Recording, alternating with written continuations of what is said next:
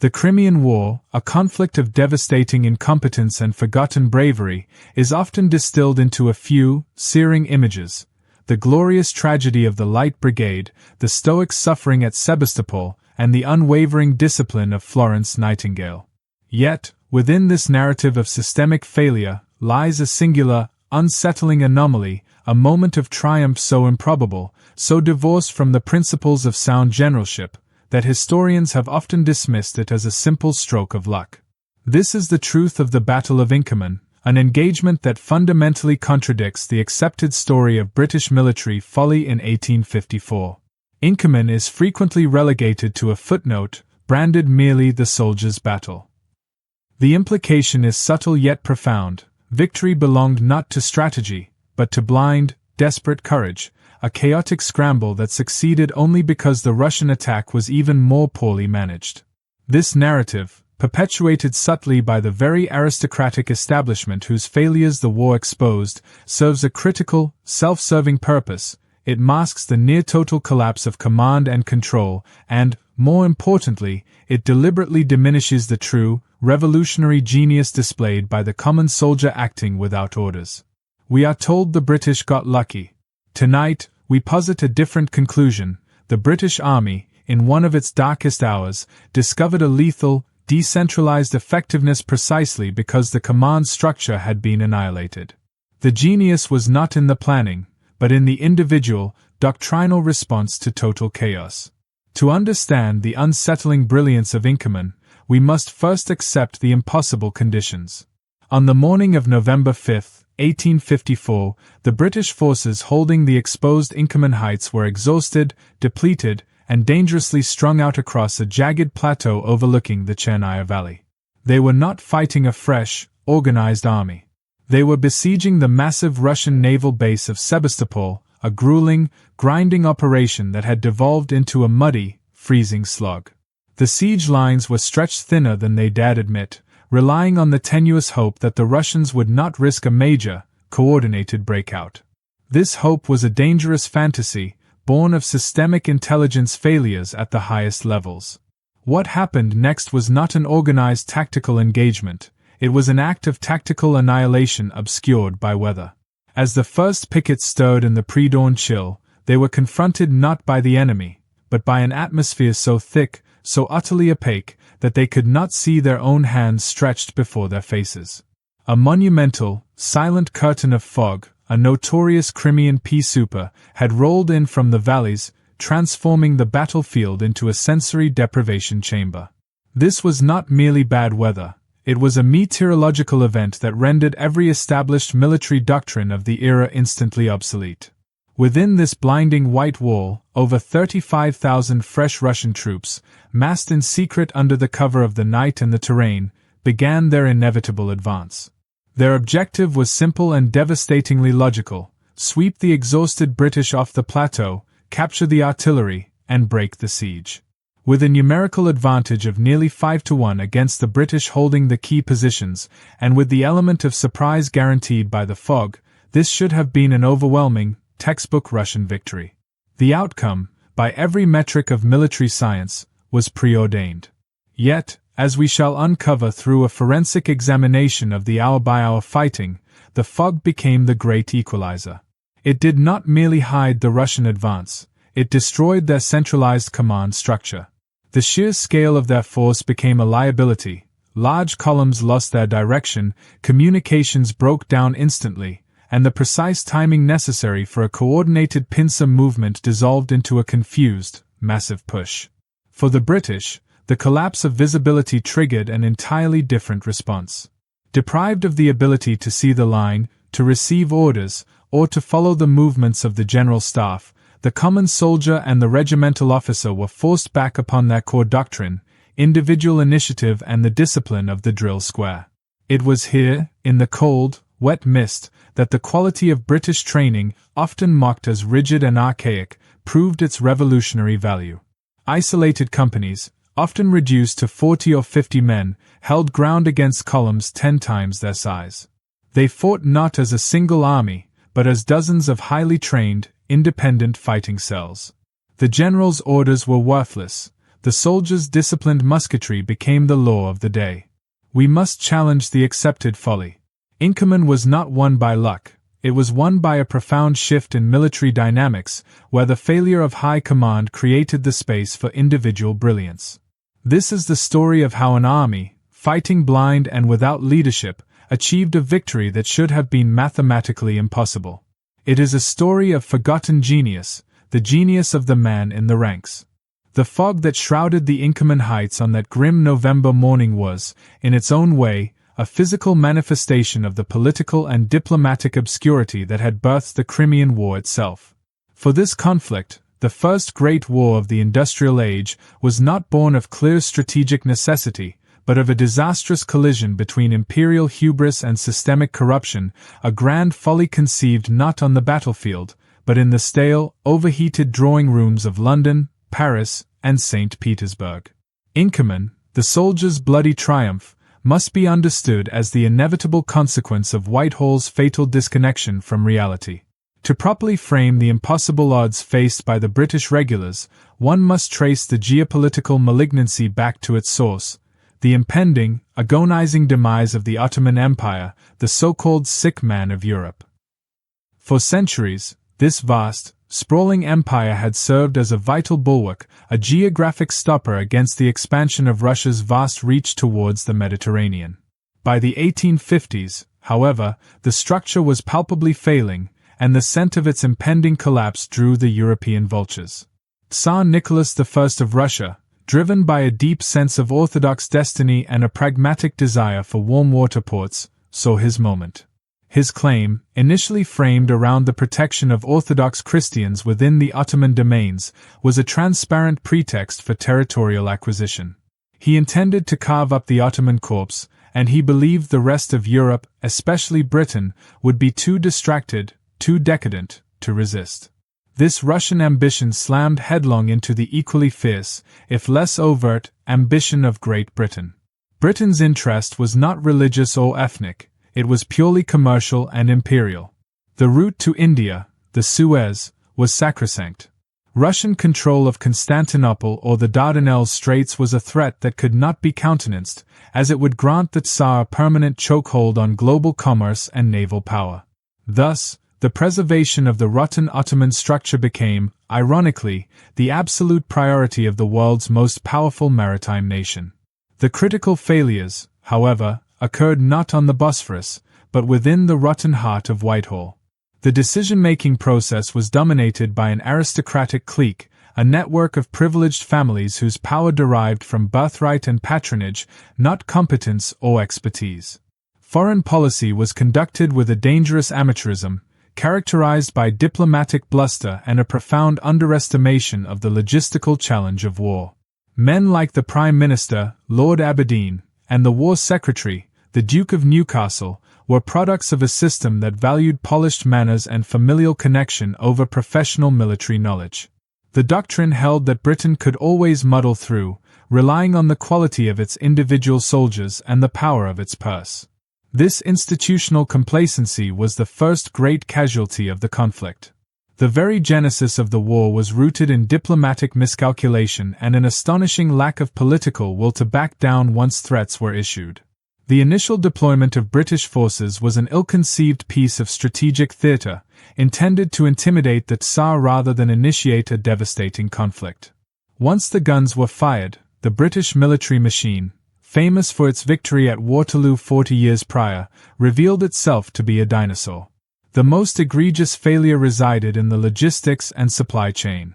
The British Army in 1854 was designed for colonial skirmishes, not a large-scale European siege over 1,000 miles from its supply base. The War Office had simply failed to grasp the magnitude of the problem. There was no dedicated commissariat capable of feeding, clothing, or equipping a large expeditionary force through a Crimean winter. The soldiers landed in comfortable summer uniforms, carrying supplies grossly inadequate for the punishing conditions they would face. Tents were scarce, fodder for horses non-existent, and medical provision was criminally negligent.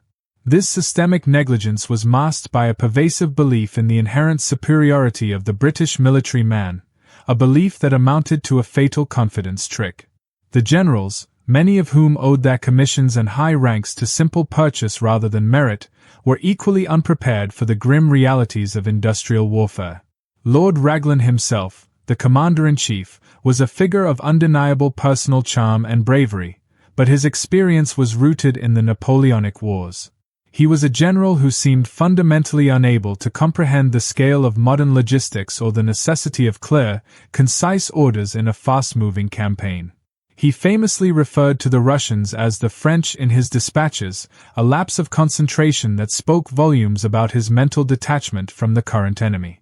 By the time the Allies had established the siege lines around Sebastopol, the rut was already setting in. The Battle of the Alma had been a momentary flash of glory, but the subsequent flank march, a maneuver executed partly out of necessity and partly out of tactical confusion, had left the British positions dangerously exposed on the Inkerman heights. The army was not recovering from a victory, it was already succumbing to exhaustion, disease, and the corrosive despair of poor provision. They were an isolated, freezing force, victims of high-stakes political gambling played out by men in London who remained comfortable and well-fed. The stage was thus set for the anomaly. The British soldiers who woke to that impenetrable fog on November 5 were already fighting impossible odds before the first Russian column even appeared. They were fighting the elements, they were fighting disease, and most damningly, they were fighting the institutional incompetence of their own high command, a command that, due to the failure of intelligence and reconnaissance, had absolutely no idea the great Russian counterattack was even underway. Inkerman would not just be a battle against the Tsar, it would be a confrontation with the very rotten foundations of the British political and military establishment. The grim drama of the Battle of Inkerman was not an isolated event, it was the inevitable convergence of tactical and logistical failures that had plagued the British expeditionary force since its landing. Before the fog descended, obscuring the battlefield, a far more insidious and pervasive shroud of incompetence had already settled over the Allied command, guaranteeing that any major Russian counterattack would catch the British in a state of terminal vulnerability. The unheeded warnings lay not in intercepted dispatches, but in the very design of the British military machine and the catastrophic state of its supply lines. The initial landing at Varna and subsequent commitment to the siege of Sebastopol exposed a fundamental doctrinal schism within the British Army. The doctrine preached, and drilled to perfection, was one of rigid linear formations, disciplined volleys, and precise, centralized control. This system, forged on the plains of Waterloo, was designed to overcome an enemy with disciplined mass through superior control and fire discipline. It was a doctrine of visible command, where the general's eye and the movement of the colors dictated the action. This was the first unheeded warning. The emerging reality of industrial warfare, fought with superior rifles and massed artillery, rendered this visible, centralized structure catastrophically brittle. More immediately perilous, however, was the collapse of logistical discipline. Following the flank march from the Alma, the British were situated on the exposed plateau south of Sebastopol. The decision to commit to a long siege without adequate planning for the inevitable Crimean winter was an act of strategic self-sabotage. By late October, the elements had begun their relentless siege of the besiegers. The supply lines running from the harbor at Balaclava up to the camps were nothing short of a crime against competence. A mere 7 miles of rough track, rapidly reduced by rain and heavy traffic into an impassable quagmire of deep mud, stood between the soldiers and their sustenance. This mud, the slough of despond, became the true, unsung enemy of the British force. Everything was stalled, vital winter clothing remained stacked on ships in the harbor, while the men shivered in threadbare summer uniforms. Fodder for the crucial transport horses died on the docks, leading to the rapid annihilation of the cavalry and artillery draft animals. The lack of functioning transport meant that basic necessities, food, ammunition, and medical supplies, were often carried up the slope by the already exhausted soldiers themselves. The siege was not merely an act of war, it was an act of slow, deliberate self-starvation. This logistical breakdown directly fueled the second unheeded warning, the siege sickness. Cholera, dysentery, and typhus swept through the freezing camps with devastating velocity, claiming more casualties than Russian shot and shell. The effective fighting strength of the regiments was being bled dry daily. By the time of Inkerman, the men in the ranks were not merely soldiers. They were skeletal shadows, weakened by fever, malnutrition, and ceaseless exhaustion from picket duty in the freezing mud. A contemporary medical report would have declared the army utterly unfit for a major engagement, yet the high command was either oblivious or willfully blind to the precipitous decline in their army's physical resilience. The state of the picket and reconnaissance doctrine was the final, fatal error. The defense of the Inkerman Heights, the critical ground separating the British positions from the Russian reinforcements, relied entirely on the alertness and strength of the forward pickets. However, due to the lack of men and the appalling conditions, these lines were dangerously undermanned and often consisted of exhausted, rotationally drafted troops whose main objective was simple survival rather than active intelligence gathering. The British doctrine of defense relied upon a combination of forward screens and readily available reserves, a concept that was completely non-functional by November. The terrain itself, cut by steep ravines and dense scrub, offered perfect concealment for the Russian assembly, and the relentless sickness meant that regiments designated as reserves were often operating at half strength. When the Russian columns began to mass undetected in the Chernaya Valley, Lord Raglan and his staff were in a state of dangerous complacency, focused more on the distant, visible siege works than the immediate, hidden threat to their flank. This utter failure of intelligence gathering, combined with the catastrophic state of the supply lines and the deep physical exhaustion of the troops, ensured that the British Army on November 5 was the military equivalent of a man fighting high fever and starvation. They possessed individual courage, but they lacked the strategic depth, the physical stamina, and the coordinated command structure necessary to withstand a concentrated attack by fresh, overwhelming numbers. The upcoming battle would prove, in the most brutal fashion, that the quality of the individual soldier would have to compensate not only for the overwhelming enemy force, but for the profound institutional failures that had defined their entire campaign up to that point. The stage was not set for a battle, it was set for an execution, only to be tragically and miraculously averted. The stage for the Battle of Inkerman was set not by a general's brilliant design, but by a series of geographical accidents and the brutal calculus of human endurance. To truly grasp the impossible odds faced by the British, one must dissect the physical constraints of the Inkerman Heights, a piece of ground that was, for the exhausted defenders, a fatal strategic liability. This was the terrain that the Duke of Cambridge would later describe as a perfect maze, a topographical nightmare where command cohesion was destined to disintegrate even without the intervention of the fog. The Inkerman Heights form a rugged, narrow plateau, roughly triangular in shape, bounded on three sides by deep, precipitous ravines.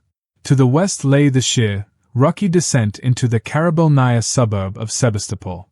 To the east and south, the ground fell sharply away to the Chernaya River Valley. It was this eastern boundary, defined by the deep, winding gullies of the Kolenko and the Quarry ravines, that proved most critical. These ravines were choked with dense tussock grass and low scrub, providing perfect, almost undetectable concealment for a massive force assembling below. The plateau was, in essence, a poorly defended promontory, a finger of land jutting into hostile territory. Crucially, the plateau was not uniform. It was undulating and broken, lacking the clear, open sight lines that defined the ideal Napoleonic battlefield. The ground was littered with small, low scrub and covered in a thin, freezing layer of mud. This meant that the limited British defenders could not effectively observe the valley below, nor could they see more than a few hundred yards across the plateau itself. Their positions, anchored precariously around a small defensive work known as the sandbag battery on the crest, relied entirely on the concentration of force and visibility, two things that were about to be utterly denied to them. The positioning of the British 2nd Division on this height had been a matter of circumstance following the flank march, but the defense of the position was dangerously inadequate. The lines were too thinly held, stretched to the breaking point to cover the extensive perimeter. The ravines, instead of acting as natural barriers, served as hidden corridors and covered approaches for the Russian assault columns. The Russians, possessing intimate local knowledge of the ground, understood that once they scaled the steep, hidden slopes, they could burst onto the plateau in overwhelming numbers, scattering the thinly distributed British pickets before coherent resistance could be formed. If the terrain was an invitation to disaster, the physical state of the defenders was a guarantee of catastrophe. This is where the anatomy of exhaustion comes into sharp focus. The men holding these lines were not fresh troops. They were the survivors of the Alma, the endurance test of the flank march, and the continual, nerve-shredding grind of the siege. By early November, the British soldiers were fighting a battle against their own bodies long before the Russians arrived. The cycle was relentless and destructive, weeks of continuous, exhausting duty, often standing guard in the trenches for 24 or even 48 hours at a stretch. The inadequate food, often hard biscuits and insufficient salt beef, combined with the pervasive cold and dampness, had sapped every vestige of physical vitality. The average soldier was suffering from malnutrition and exposure. Their once magnificent uniforms were reduced to rags, offering minimal protection against the rapidly descending Crimean winter temperatures. The prevalence of disease only compounded the physical ruin. Cholera and dysentery had swept away thousands, but even those who survived were left perpetually weakened, their resistance levels dangerously low. The soldiers who stood picket duty on the Inkerman heights were, for all intents and purposes, functionally ill. They were fighting the deep, gnawing hunger and the pervasive chill that sapped mental clarity and physical speed. When the massive Russian force began to move into the Chernaya Valley, they faced a small body of men whose fighting strength was perhaps only half of their nominal number, and whose physical resilience was arguably less than that. The Russian plan was predicated on overwhelming a physically and numerically inferior force on terrain that favored a sudden, concealed assault. The confluence of factors, the terrain's strategic flaws, the logistical collapse that starved the men, and the relentless exhaustion that had turned veteran soldiers into invalids, meant that the British 2nd Division was not just facing overwhelming odds, they were facing an existential threat to their entire presence in the Crimea. It was a situation designed by incompetence and topography to yield nothing less than a massacre.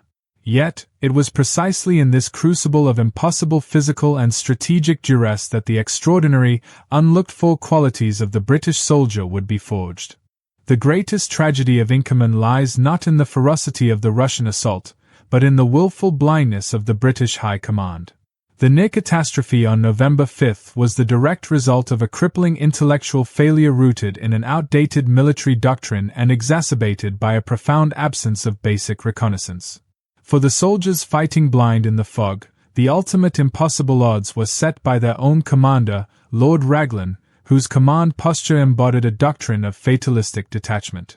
Raglan's command style was a relic of the Napoleonic era, defined by a genteel faith in the innate superiority of the British soldier and a dangerous aversion to the grubby business of detailed logistics and intelligence gathering. He saw himself as a figurehead of courage and resolve, but his tactical methodology was fundamentally flawed. It relied on making broad strategic decisions from a distance, trusting that the sheer discipline of the regiments would carry the day, regardless of the odds. This was, in essence, a doctrine of despair masked by aristocratic composure, a reliance on the soldier's moral fortitude to compensate for the general's strategic deficiencies. The most glaring flaw preceding Inkerman was the total collapse of intelligence. In the days leading up to the battle, evidence of a massive Russian buildup was not absent, it was ignored. Russian movements in the Chernaya Valley, the arrival of fresh troops from Odessa and the interior, and the concentration of artillery were all detectable by aggressive reconnaissance. Yet, the British intelligence effort was, to be charitable, inert. Picket lines, as established in the previous chapter, were undermanned and exhausted, focused on survival rather than proactive scouting.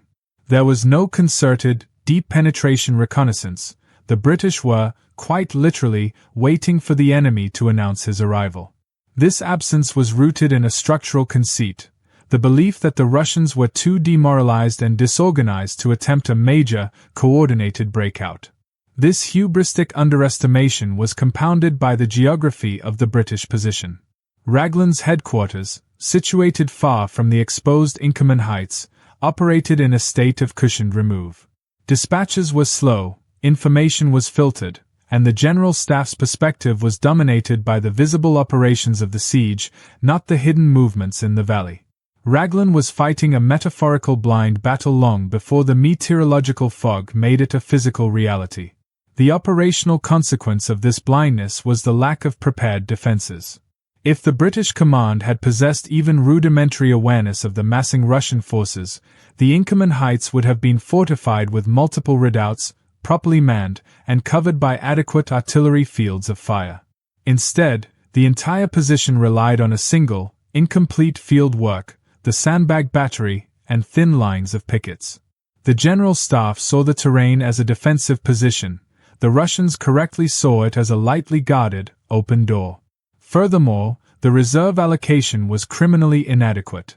Due to the pervasive belief that the attack, if it came, would be minor and easily repulsed, the available British reserves were dangerously scattered or committed to the ongoing siege works.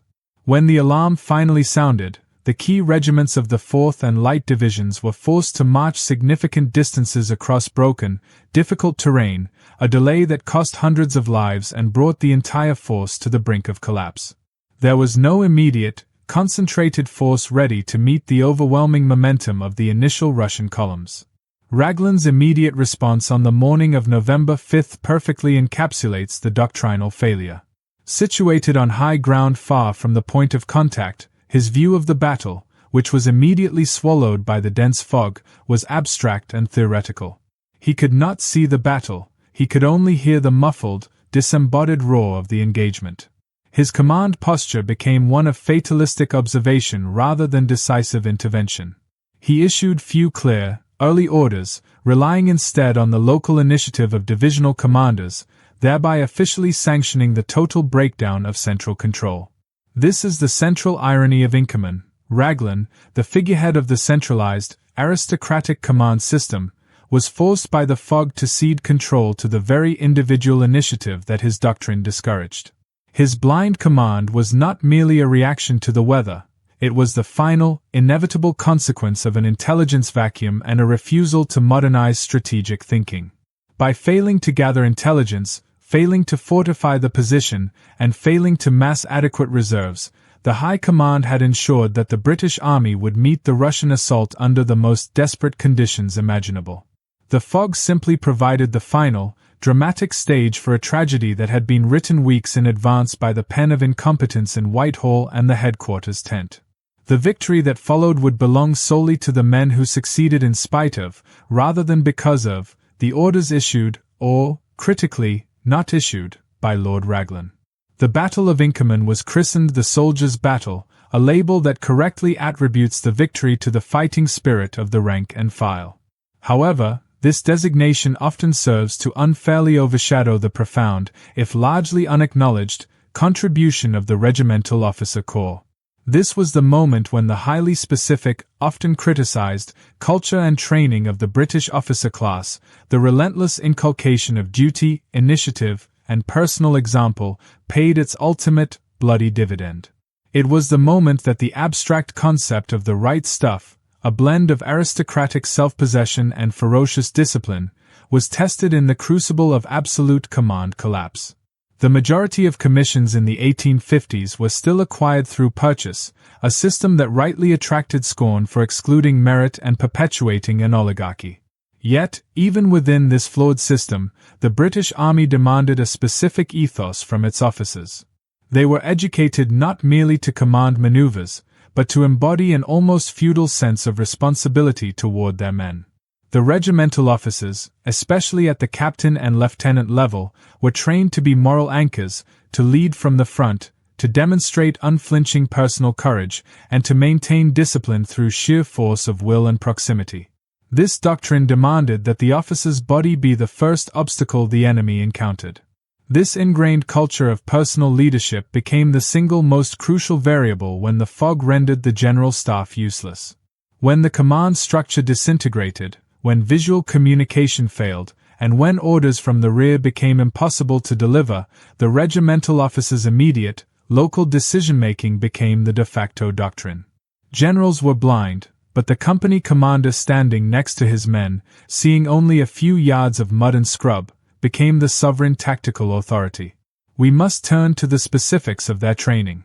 The relentless, detailed focus on musketry and drill in the peacetime army was often derided as obsolete parade ground fetishism. Yet, the precision of the drill was designed not just for show, but to install an unbreakable habit of obedience and coordinated action.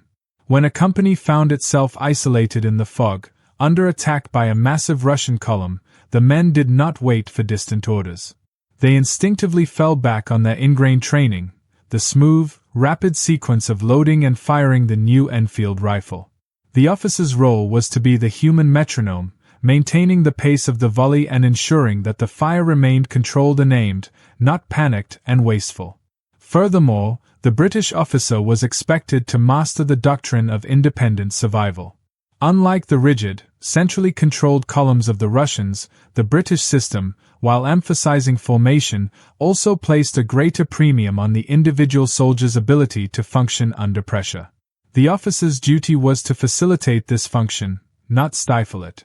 They were the key transmitters of the military's institutional memory, capable of assessing a fluid situation and applying the correct, immediate counterintuitive action, such as ordering a bayonet charge into superior numbers to break a column's momentum, a suicidal gamble that, in the chaos of the fog, yielded spectacular results. However, this reliance on individual initiative came at a terrible price. Because the officer was expected to always be visible and always at the front, the casualty rate among this class was catastrophically high at Inkerman. The fog created a target-rich environment for the Russians, and the British officers, distinguished by their proximity to the enemy and their active commanding, were deliberately singled out. The loss of a major or captain was immediately felt, but the very system they embodied allowed the junior officer, the lieutenant or ensign, to instantly step into the void and maintain the fight, a resilience the Russian command structure tragically lacked. The systemic incompetence and betrayals preceding the battle, detailed in the previous chapters, served only to magnify this burden on the officer class. They were forced to maintain morale and discipline among men who were freezing, starving, and ravaged by disease, a profound act of moral leadership distinct from mere tactical command. The officers had to compensate for the failures of logistics, the failures of intelligence, and the failures of the general staff simply by being present and unflinching. The actions of men like Major General George Cathcart, who, despite fundamentally disagreeing with the overall strategy, led his division with reckless bravery, exemplify this burden of duty. Cathcart, though a complicated and at times abrasive figure, understood the unwritten contract. The officer must lead, even when he knows the situation is politically and strategically untenable. His decision to personally engage, despite knowing the risks, was not folly. It was the ultimate adherence to the expectation of the British officer corps. In essence, Inkerman was the great, bloody validation of the British regimental system. Stripped bare of the resources and centralized command the aristocratic system was supposed to provide, the army fell back on the moral and doctrinal framework instilled by its frontline officers. It proved that the right stuff, the commitment to duty over survival, and the training that allowed for adaptive, decentralized fighting, was not merely an accident of breeding, but a survival mechanism that succeeded where the grand strategy had failed. This was the moment the institutional resistance to strategic modernization was momentarily overcome by the sheer, devastating necessity of immediate survival. The hour of 5:45 a.m., November 5, 1854, stands as the precise moment the Battle of Inkerman ceased to be a conventional military problem and became a profound crisis of perception. This was the moment the carefully calculated Russian plan, a masterpiece of overwhelming concentration, collided with a meteorological phenomenon that fundamentally undermined the very basis of organized warfare. The soldiers of the British pickets, shivering from the cold and surveillance fatigue, awoke not merely to the threat of an enemy, but to a terrifying, all-enveloping silence punctuated by the dense, suffocating presence of the fog. This was not a thin mist. It was a phenomenon known locally as a sea smoke fog, born of the temperature difference between the chilly, damp valley floor and the slightly warmer plateau air. It rose from the ravines in a dense, impenetrable white wall, swallowing all visual reference. A man could not reliably see his boots, let alone the enemy lines or his own regimental flag 50 yards distant. For the British defenders, their greatest asset, the accurate, long-range fire of the new Enfield rifle and the ability to form a coherent line, was instantly neutralized. The psychological impact of this total obscurity was immense. Warfare is inherently visual. It depends on recognizing threats, assessing distance, and maintaining a clear connection to the command structure. The fog stripped the soldier bare of these certainties. The plateau became a vast, featureless void where orientation was lost. Directions became meaningless. The cry of a comrade could come from any point, and the sound of an advancing column, muffled and distorted by the moisture, seemed to shift and swell unnervingly. The sense of isolation was absolute, forcing the men to rely solely on their immediate senses and, crucially, their deep-seated training. For the Russian army, the fog was meant to be an accomplice, not an adversary. General Paul von Dannenberg's master plan relied upon a two-pronged, overwhelming assault, a massive central column ascending the ravines toward the sandbag battery, supported by a secondary attack on the British right flank. The fog's initial role was to guarantee total surprise, allowing the immense Russian numbers to climb the slopes and deploy onto the plateau before the alarm could be raised effectively. The sheer weight of numbers, over 35,000 Russians facing perhaps 8,000 to 10,000 scattered British and initially few French, should have made the outcome a foregone conclusion. The alarm was first raised not by sight, but by sound and proximity. In the immediate vicinity of the sandbag battery, the quiet shuffle of thousands of men, their officers struggling to maintain discipline in the approach, finally penetrated the wall of silence. The sudden, muffled volley of a handful of British pickets, the first shots of the day, was the signal that the great attack had begun. What followed was not a battle line engagement, but a terrifying, fragmented series of collisions. The fog, while ensuring the Russian surprise, instantly destroyed the coordination of their massive force. Their tactical doctrine, rooted in deep columns that relied on maintaining physical cohesion and mass under clear command, failed disastrously. Columns, designed to march in precise formation, lost contact with each other. Officers could not see to direct the rear-rank companies, leading to disastrous bunching and confusion at the critical points of deployment. The Russian mass, intended as a powerful, irresistible battering ram, devolved into a series of disconnected, confused crowds spilling over the crest. The immediate tactical tension of the opening hours thus rested on a simple contrast. The British force was small, isolated, and exhausted, but their individual fighting quality was now at a premium. The Russian force was vast, fresh, and centrally commanded, but their command structure was shattered by the atmosphere, rendering their numerical superiority ineffective at any single point. The fog made every engagement an individual close-quarters skirmish. Soldiers fought essentially without knowledge of the greater battle, often engaging isolated pockets of the enemy that suddenly materialized just yards away, only to vanish again into the white obscurity. Artillery, the great power of the industrial age, was rendered nearly useless in the opening phase. Gunners could not aim, and rounds were fired only at the location of muffled shouts or brief breaks in the fog, a desperate and inefficient gamble. This sensory deprivation meant that discipline, the ability to hold ground and maintain fire, was the only thing standing between the exhausted defenders and total annihilation. Inkerman was not won by brilliant strategy, it was won by the few, scattered men who, in the face of an invisible, overwhelming foe, defaulted to their disciplined, reflexive response, proving that the quality of the soldier mattered more than the quantity of the enemy when command and vision collapsed completely.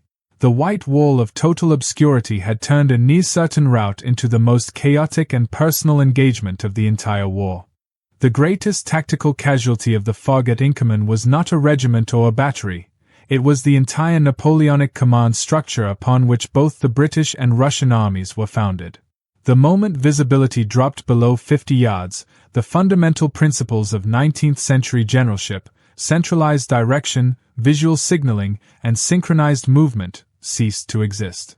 For the British, this collapse of command was initially terrifying, but ultimately, it proved to be a perverse and unexpected salvation, shifting the burden of victory from the failing aristocratic generals to the capable, unburdened junior officer. The traditional chain of command was instantly severed from the top down.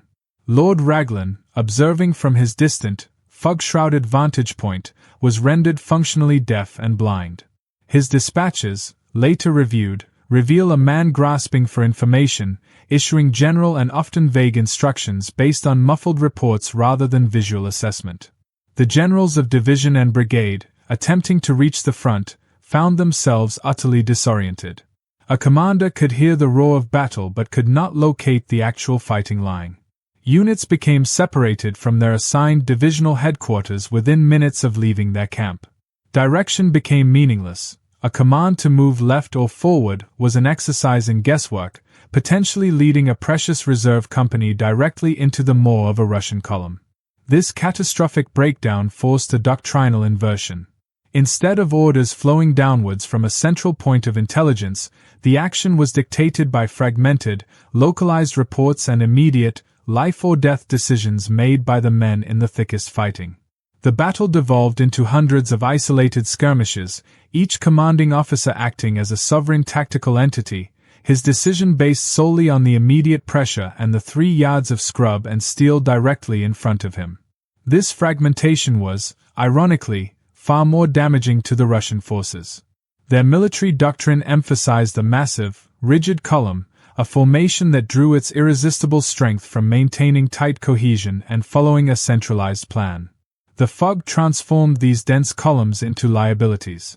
Unable to see the boundaries of their own formation, companies in the rear pushed relentlessly into those in front, creating disastrous congestion on the narrow approaches. Officers, unable to see the other flanking columns, struggled to coordinate the planned pincer movement, resulting in separate, uncoordinated assaults that wasted their immense numerical advantage. The Russian command, trained to execute a singular, grand design, proved incapable of adaptive decentralization. For the British, however, the inherent institutional reliance on the regimental system provided an unexpected resilience. The years of repetitive, precise drill, though mocked as archaic, had instilled an automatic reflex: when in doubt, default to formation and fire. The regimental officers, as discussed, were accustomed to leading from the front and making independent decisions regarding fire control and movement.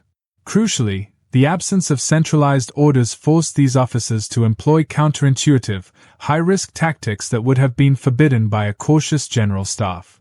When a small company of the 47th Regiment found themselves staring at the vague outline of a Russian battalion column 10 times their size, they did not wait for distant reinforcement.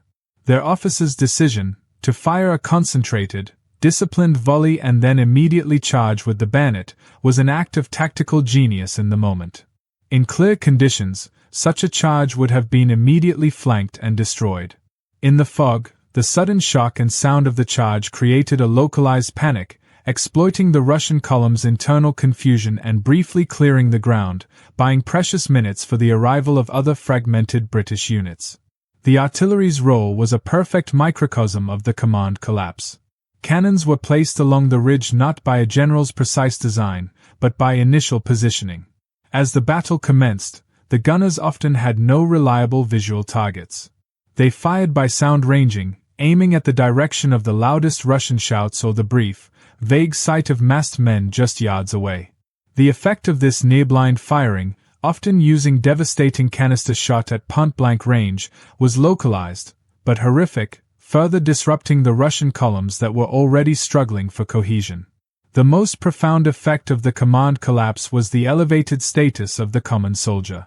With no one to receive orders from, and no one to see if orders were being obeyed, the fight became one of individual conscience and discipline.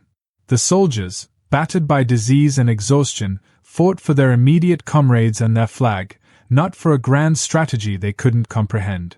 The sheer stubbornness and marksmanship of these isolated groups, their ability to maintain a steady rate of fire in the face of invisibility and overwhelming numbers, became the sole determinant of the battle's flow. In summary, the collapse of command at Inkerman was not a secondary factor, it was the primary operational catalyst for the victory. The fog annihilated the rigidity of the centralized high command, the weakest link in the British chain, and simultaneously neutralized the overwhelming advantage of the massive, unadaptive Russian columns. The resulting void was filled by the disciplined, resilient initiative of the regimental level, validating the decades of basic drill and the high standards of the junior officer corps. When direction became meaningless, the inherent quality of the individual British fighting man became the ultimate, decisive factor. The Battle of Inkerman is frequently, and correctly, contrasted with the earlier Battle of the Alma, where the British successfully executed the classic thin red line maneuver, a two-deep linear formation designed to maximize firepower against the massed columns of the enemy. On November 5, this established doctrine was instantly rendered obsolete. The fog made a coherent, visible line impossible to form, and the broken, wooded terrain further precluded any large-scale, synchronized maneuvering. Yet, in this forced dispersion, the British Army discovered a new, brutal tactical genius, the doctrine of individual firepower. The success of the thin red line relied on two fundamental principles: the psychological shock of a perfectly dressed line and the coordinated, devastating impact of a synchronized volley. In the fog, the shock value was lost, and the synchronization failed. Instead of a single, unified line, the British defense dissolved into a vast network of isolated, decentralized firing cells, small groups of men, often no more than 30 or 40, clustered around a junior officer or a veteran NCO. These cells, cut off from all higher command, became the true fighting units of Inkerman. The power of these scattered groups lay in their weapon and their training. The introduction of the Enfield Pattern 1853 rifle musket was a revolution the Russians had yet to fully grasp. Unlike the smoothbore muskets used by the majority of the Russian troops, the Enfield's rifled barrel imparted spin to the mini-ball, providing vastly superior accuracy and effective range, up to 900 yards, compared to the smoothbore's barely reliable 150 yards. In the chaotic, close-range fighting of the fog, this range advantage was largely negated, but the accuracy and terminal ballistics of the Enfield remained decisive. The true tactical genius of the dispersed line was its immediate default to accurate, rapid musketry. The rigorous, repetitive drill of the British regular, hours spent perfecting the loading and firing sequence, meant that when faced with a sudden, dimly perceived Russian column emerging from the white mist, the men did not panic. Their action was reflexive. They would load, aim with surprising discipline at the vague center of mass, and fire with an efficiency that was both immediate and sustained. This decentralized firepower achieved a strategic effect that centralized command could never have replicated. When the massive Russian columns, relying on their bulk to smash through, encountered the British pickets, they expected the thin line to break. Instead, they were met with a torrent of focused, highly lethal fire from multiple, unseen angles. A company of 80 men, firing independently and maintaining a rapid rate, could generate a volume of fire disproportionate to their numbers. The physical terrain of the plateau amplified this effect. The Russian columns, struggling for cohesion on the broken ground, presented large, easy targets. The British, scattered behind small folds in the earth and scrub, were difficult to locate and almost impossible to fix. As one Russian commander noted, they were being savaged by an enemy they could hear but not target. The sheer quality of this individual fire discipline became the primary impediment to the Russian advance. The Russian tactical doctrine relied on the moral weight of the column, the expectation that the sight of thousands of bayonets would break the enemy's nerve before contact. But the British soldiers, fighting for survival in the fog, were not fighting a visible enemy mass. They were fighting small, terrifying apparitions that suddenly appeared and were instantly met with a withering volley. The column's momentum was repeatedly checked, not by massive artillery barrages or synchronized maneuvers, but by the determined, lethal effectiveness of isolated knots of men. Furthermore, this disorganization became the new form of organization. As one picket group's ammunition dwindled or its numbers were decimated, they would retire a short distance only to be replaced by another fragmented group from an adjacent unit, rushing to the sound of the heaviest firing. There was no grand plan for this rotation, It was a spontaneous, bottom-up tactical rotation governed by the necessity of sustaining fire. Units mixed freely. Men from the 47th fought alongside the 77th, commanded by an officer from the 30th. Regimental loyalties were subsumed by the immediate, overwhelming requirement for mutual protection and sustained firepower. This was the ultimate revisionist truth of Inkerman. The battle was won not by maintaining the thin red line, but by its strategic dissolution. The failure of the centralized system created the conditions for a hyper-efficient, decentralized response. The thousands of hours spent on the parade ground perfecting the manual of arms, the very training derided as backward, had inadvertently prepared the British soldier for the chaos of modern, low-visibility warfare. The enemy faced a defense that was fluid, invisible, and lethal, where the quality of the individual soldier's trigger finger mattered more than the quantity of the Russian bayonets. The doctrine of individual firepower, born of necessity and discipline, held the heights where a visible, rigid line would have been instantly flanked and crushed. The unfolding chaos of Inkerman was not an entirely featureless scramble. It possessed a definite geographical and psychological anchor, the rudimentary earthen work known as the sandbag battery.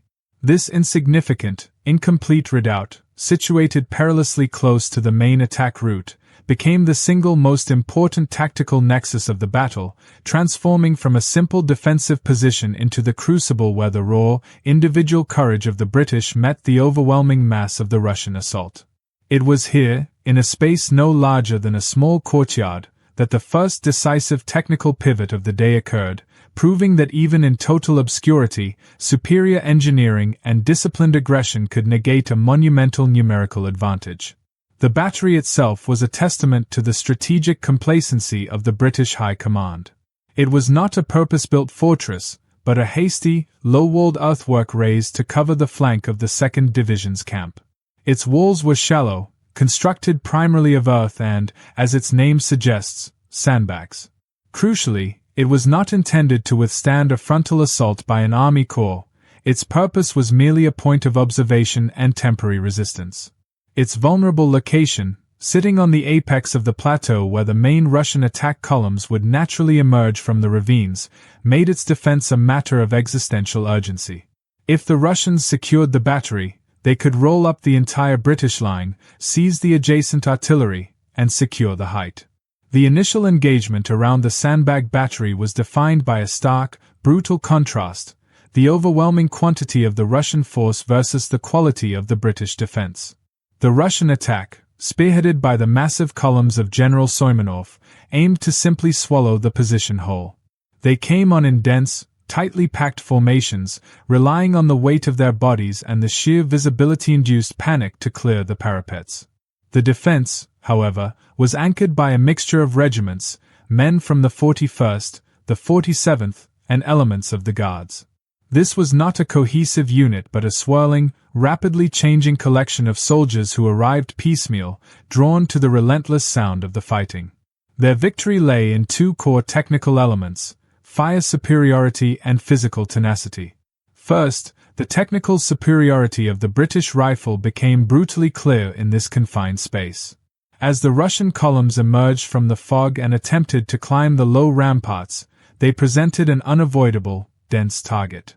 The British defenders, utilizing the Enfield and the mini rifles, could deliver a precise, high-velocity stream of fire that caused immediate, debilitating casualties. The Russian smoothbore muskets, in contrast, were grossly inaccurate beyond 20 yards. In the desperate, close-quarters fighting around the parapets, the British found themselves facing massed bayonets, but were able to decimate the leading ranks with concentrated fire before the Russians could effectively employ their weapons. The volume and accuracy of the British musketry effectively created a localized killing zone that the Russian columns, slowed by the terrain and confused by the fog, simply could not cross without suicidal losses. Second, the engagement devolved rapidly into hand-to-hand combat over the low, muddy parapet, a testament to the psychological endurance of the defenders. Here, the bayonet charge, often deemed obsolete, became the necessary tactical pivot. When the pressure became unbearable and the Russians managed to briefly surge into the works, the British officers would immediately organize small, furious counterattacks. These were not sustained maneuvers but shock engagements, brief, violent eruptions of steel and fury designed to physically expel the Russian troops from the enclosure and force them back into the fog. The chaos of the mist meant these charges were incredibly disorienting to the Russian columns, which were already struggling to maintain formation. A critical, often overlooked technical detail involved the use of stones and entrenching tools. As ammunition began to dwindle in the opening hour, the fighting became primitive. Soldiers, out of cartridges, resorted to throwing rocks, chunks of earth, and even broken shovels at the Russians attempting to scale the works. This detail, seemingly insignificant, highlights the depth of desperation and the absolute commitment to holding that precise piece of ground by any means available. The sandbag battery became a grinder, turning Russian momentum into Russian casualties. The true technical pivot, however, was the defense's adaptability to exhaustion. As the initial defenders were killed, wounded, or fell back to scavenge for ammunition, they were instantly replaced by new, fragmented groups rushing up the slope. This rapid, decentralized personnel rotation, fueled solely by the sound of the fight, allowed the defense to remain constant despite the terrible loss rate. The Russians, relying on a fixed plan and synchronized assaults, could not adapt to this fluid, endless resistance. They would break one pocket of defenders, only to be immediately confronted by a fresh, firing line that had materialized from the fog. The sandbag battery did not just survive the first Russian push, it acted as a friction point that critically slowed the Russian advance for hours. By holding this position, the defenders protected the crucial artillery pieces deployed further back on the plateau and bought the vital time necessary for the scattered British reserves and, later, the French forces, to arrive and commit to the fight. Without the sandbag battery's tenacity, the entire British line would have fractured, turning the battle into a rout within the first 90 minutes. The crucible of the sandbag battery proved that the quality of the small unit's fire discipline, supported by the inherent superiority of the Enfield rifle, could negate the massive advantage of Russian numbers, especially when amplified by the chaos of the fog. It was a victory not of grand strategy, but of granular tactical detail and disciplined aggression at the point of contact, the first and most important technical victory of the day. If the defense of the sandbag battery proved the enduring value of British fire discipline, then the subsequent, often mythological, bayonet charges proved the overwhelming psychological potency of disciplined, aggressive shock in the face of impossible numbers. This was the moment when the Battle for Inkerman transcended military calculation and became a terrifying display of sheer, individual will, culminating in tactical maneuvers that, on paper, should have resulted in immediate, catastrophic annihilation. The most famous, and perhaps most technically significant, of these suicidal acts was the action where an approximate force of just 80 British soldiers momentarily checked the advance of a Russian column estimated to be over 3,000 strong. To understand this event, we must first recognize the tactical predicament of the British defenders around 7 a.m. Despite the tenacity at the sandbag battery, the overall situation was deteriorating rapidly. The Russian columns, though disorganized by the fog and decimated by musketry, continued to press the assault, relying on their sheer, endless mass. Ammunition was critically low among the first British units engaged. Furthermore, the Russian forces had begun to bypass the direct front of the battery, pouring into the scrub-choked ravines and emerging onto the plateau further down the line, threatening to envelop the British flank and rear. The defense was stretched to its elastic limit, and holding ground through musketry alone was no longer feasible. This critical moment demanded a counterintuitive tactical solution. In clear warfare, a frontal bayonet charge by a small, exposed unit into a massive column is a simple act of martyrdom. But in the fog-induced confusion, this act transformed into a highly effective, if desperately costly, tactical weapon. The objective was not to destroy the column, that was physically impossible, but to inflict a sudden, psychological shock that would shatter the Russian column's cohesion and momentum, buying the British defenders minutes of vital time to reposition or receive thin reinforcements. The leadership for this incredible action fell to figures like Captain Hugh Anson of the 44th, and crucially, the piecemeal remnants of the Light and 2nd Divisions. Their decision to charge was rooted in a brutal assessment. They were going to be overrun either way. A disciplined, shock charge, however, offered a slim chance of disrupting the enemy's deployment. The action unfolded with terrifying speed. As a massive Russian column, a dense, multi-thousand-man formation, emerged abruptly from the fog, the small, mixed group of 80 British regulars, led primarily by their subalterns, launched themselves forward. This was not a charge ordered from the rear. It was an immediate, ground-level decision based on the proximity of the overwhelming threat. The men, exhausted, hungry, and low on ammunition, fixed their bayonets and rushed headlong into the mass. The tactical genius of the charge lay in exploiting the Russian column's weakness of rigidity. The Russian doctrine relied on the power of the mass front, but the fog meant that the rear ranks often could not see the front ranks, and coordination between battalions within the column was non-existent. When the 80 British bayonets hit the leading edge, they did not just inflict physical casualties, they created a localized zone of psychological terror. The effect was instantaneous and disproportionate. The Russians at the very front recoiled, expecting the charge to be followed by reinforcements that were invisible in the mist. The men behind them, unaware of the exact nature of the resistance and unable to see the small number of the assailants, continued to press forward, creating a terrible internal blockage within the column. The density of the formation, its primary strength, now became its greatest liability. The initial recoil, combined with the continued push from the rear, resulted in the Russian column losing its forward momentum and falling into a chaotic, huddled state. The British bayonets, wielded by disciplined men, achieved a brief, concentrated penetration of the Russian front. Crucially, the British soldiers did not attempt to fight through the entire column. Their action was a focused, deep thrust to maximize shock, followed by an immediate, tactical withdrawal before they were swallowed by the overwhelming numbers. This was a calculated, high-velocity exchange of human life for vital seconds of time. The consequence of this impossible counterattack was the creation of a tactical void.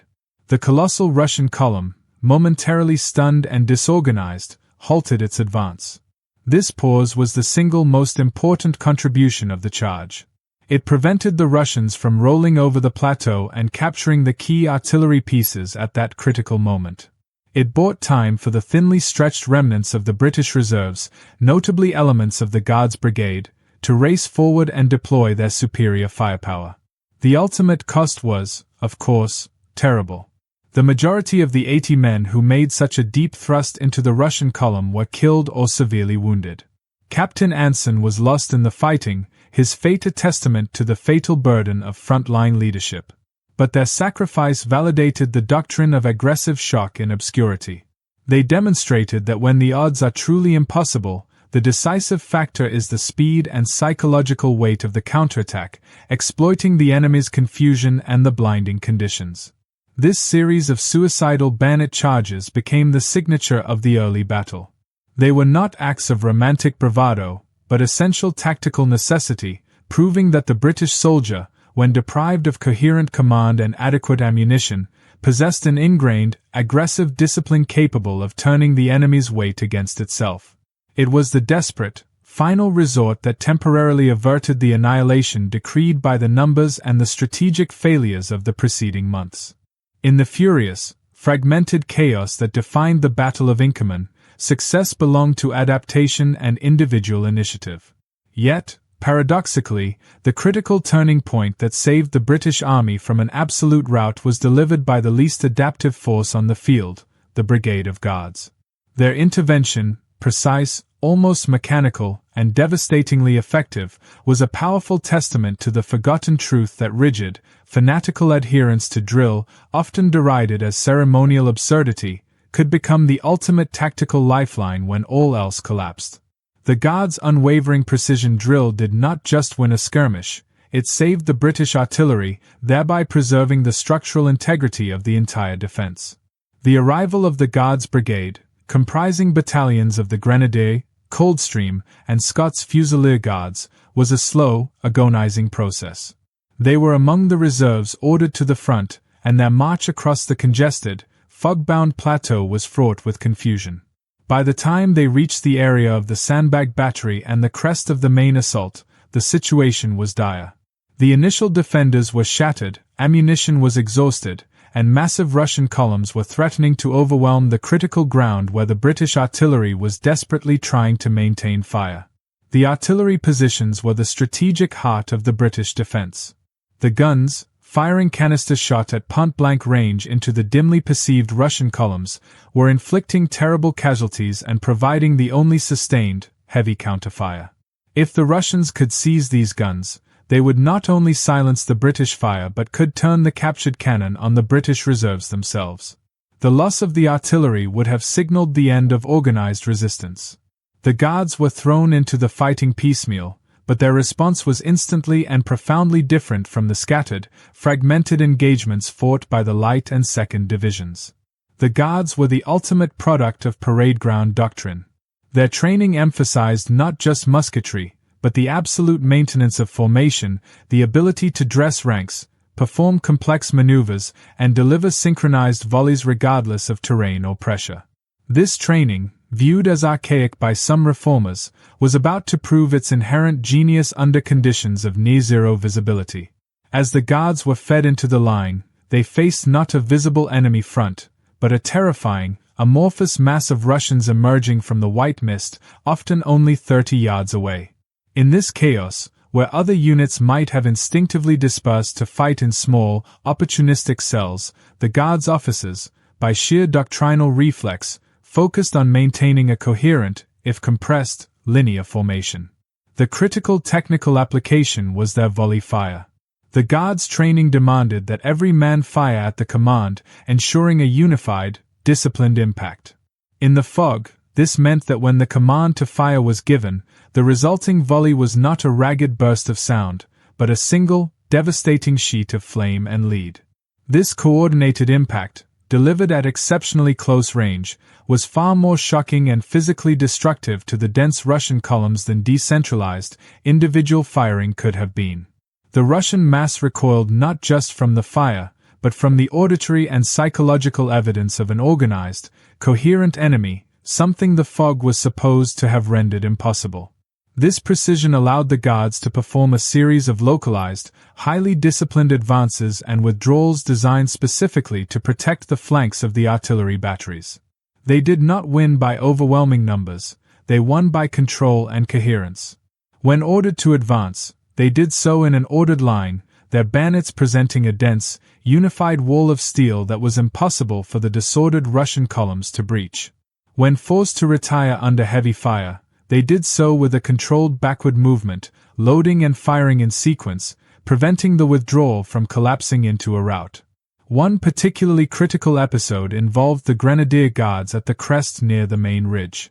As a massive Russian force surged, having finally overwhelmed a forward position, the Grenadiers were ordered into the breach. They advanced through their own retreating comrades, established a line in the thickest fighting, and delivered a punishing series of volleys that finally checked the momentum of the decisive Russian attack.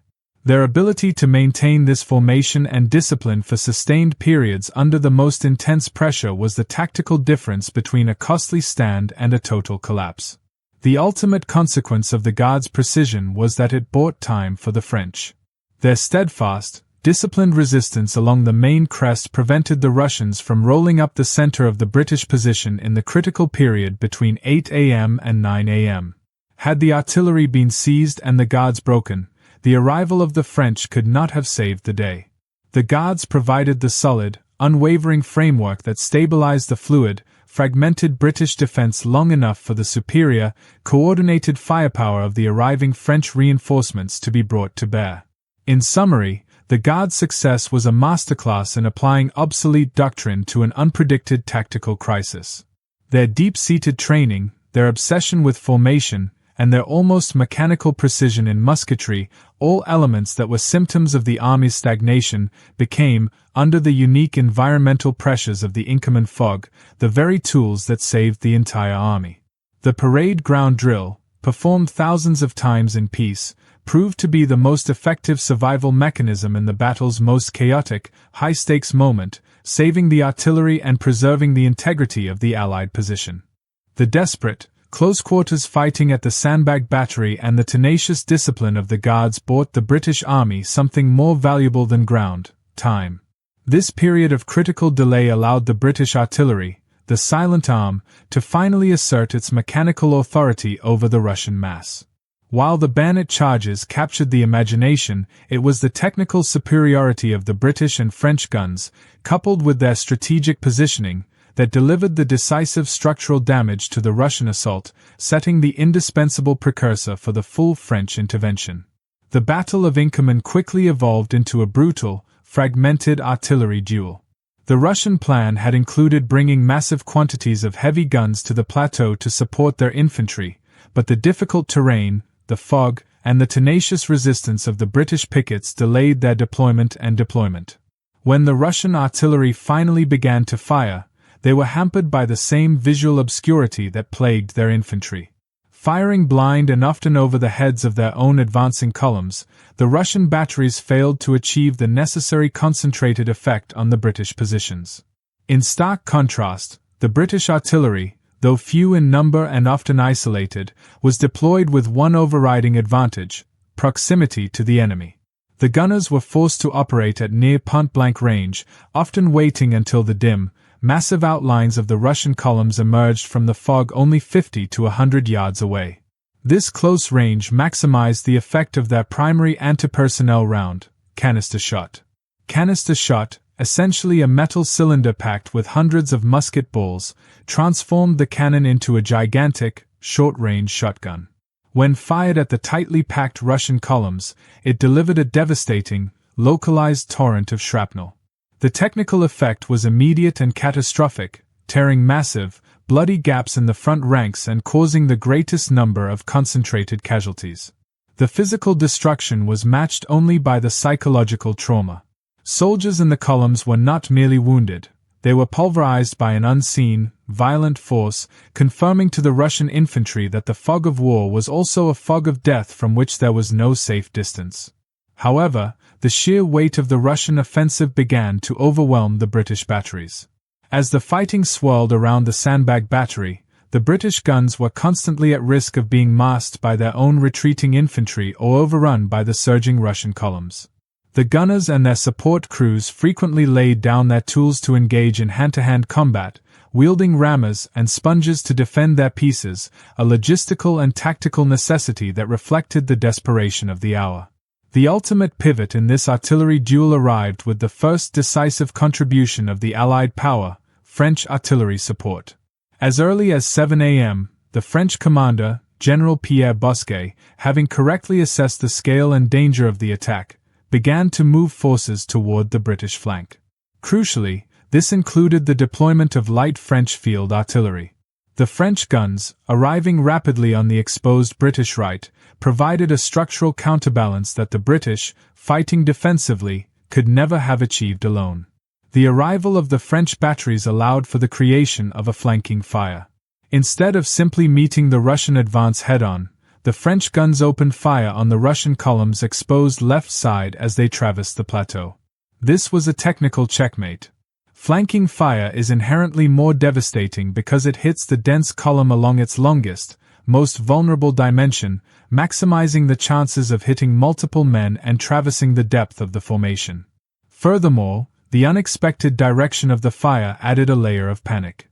The Russian commanders, focused entirely on the British line ahead, were suddenly being savaged from a direction they thought secured, exacerbating the chaos already sown by the fog. The French artillery, though initially small in number, achieved a disproportionate tactical impact. Their accurate, concentrated fire at the Russian flank not only caused heavy casualties but forced the Russian columns to compress and pivot to address the new threat, disrupting their attack tempo and throwing their formations into further disarray on the broken ground. This successful, coordinated use of the French artillery was the indispensable precursor to the full French infantry intervention that would later seal the victory.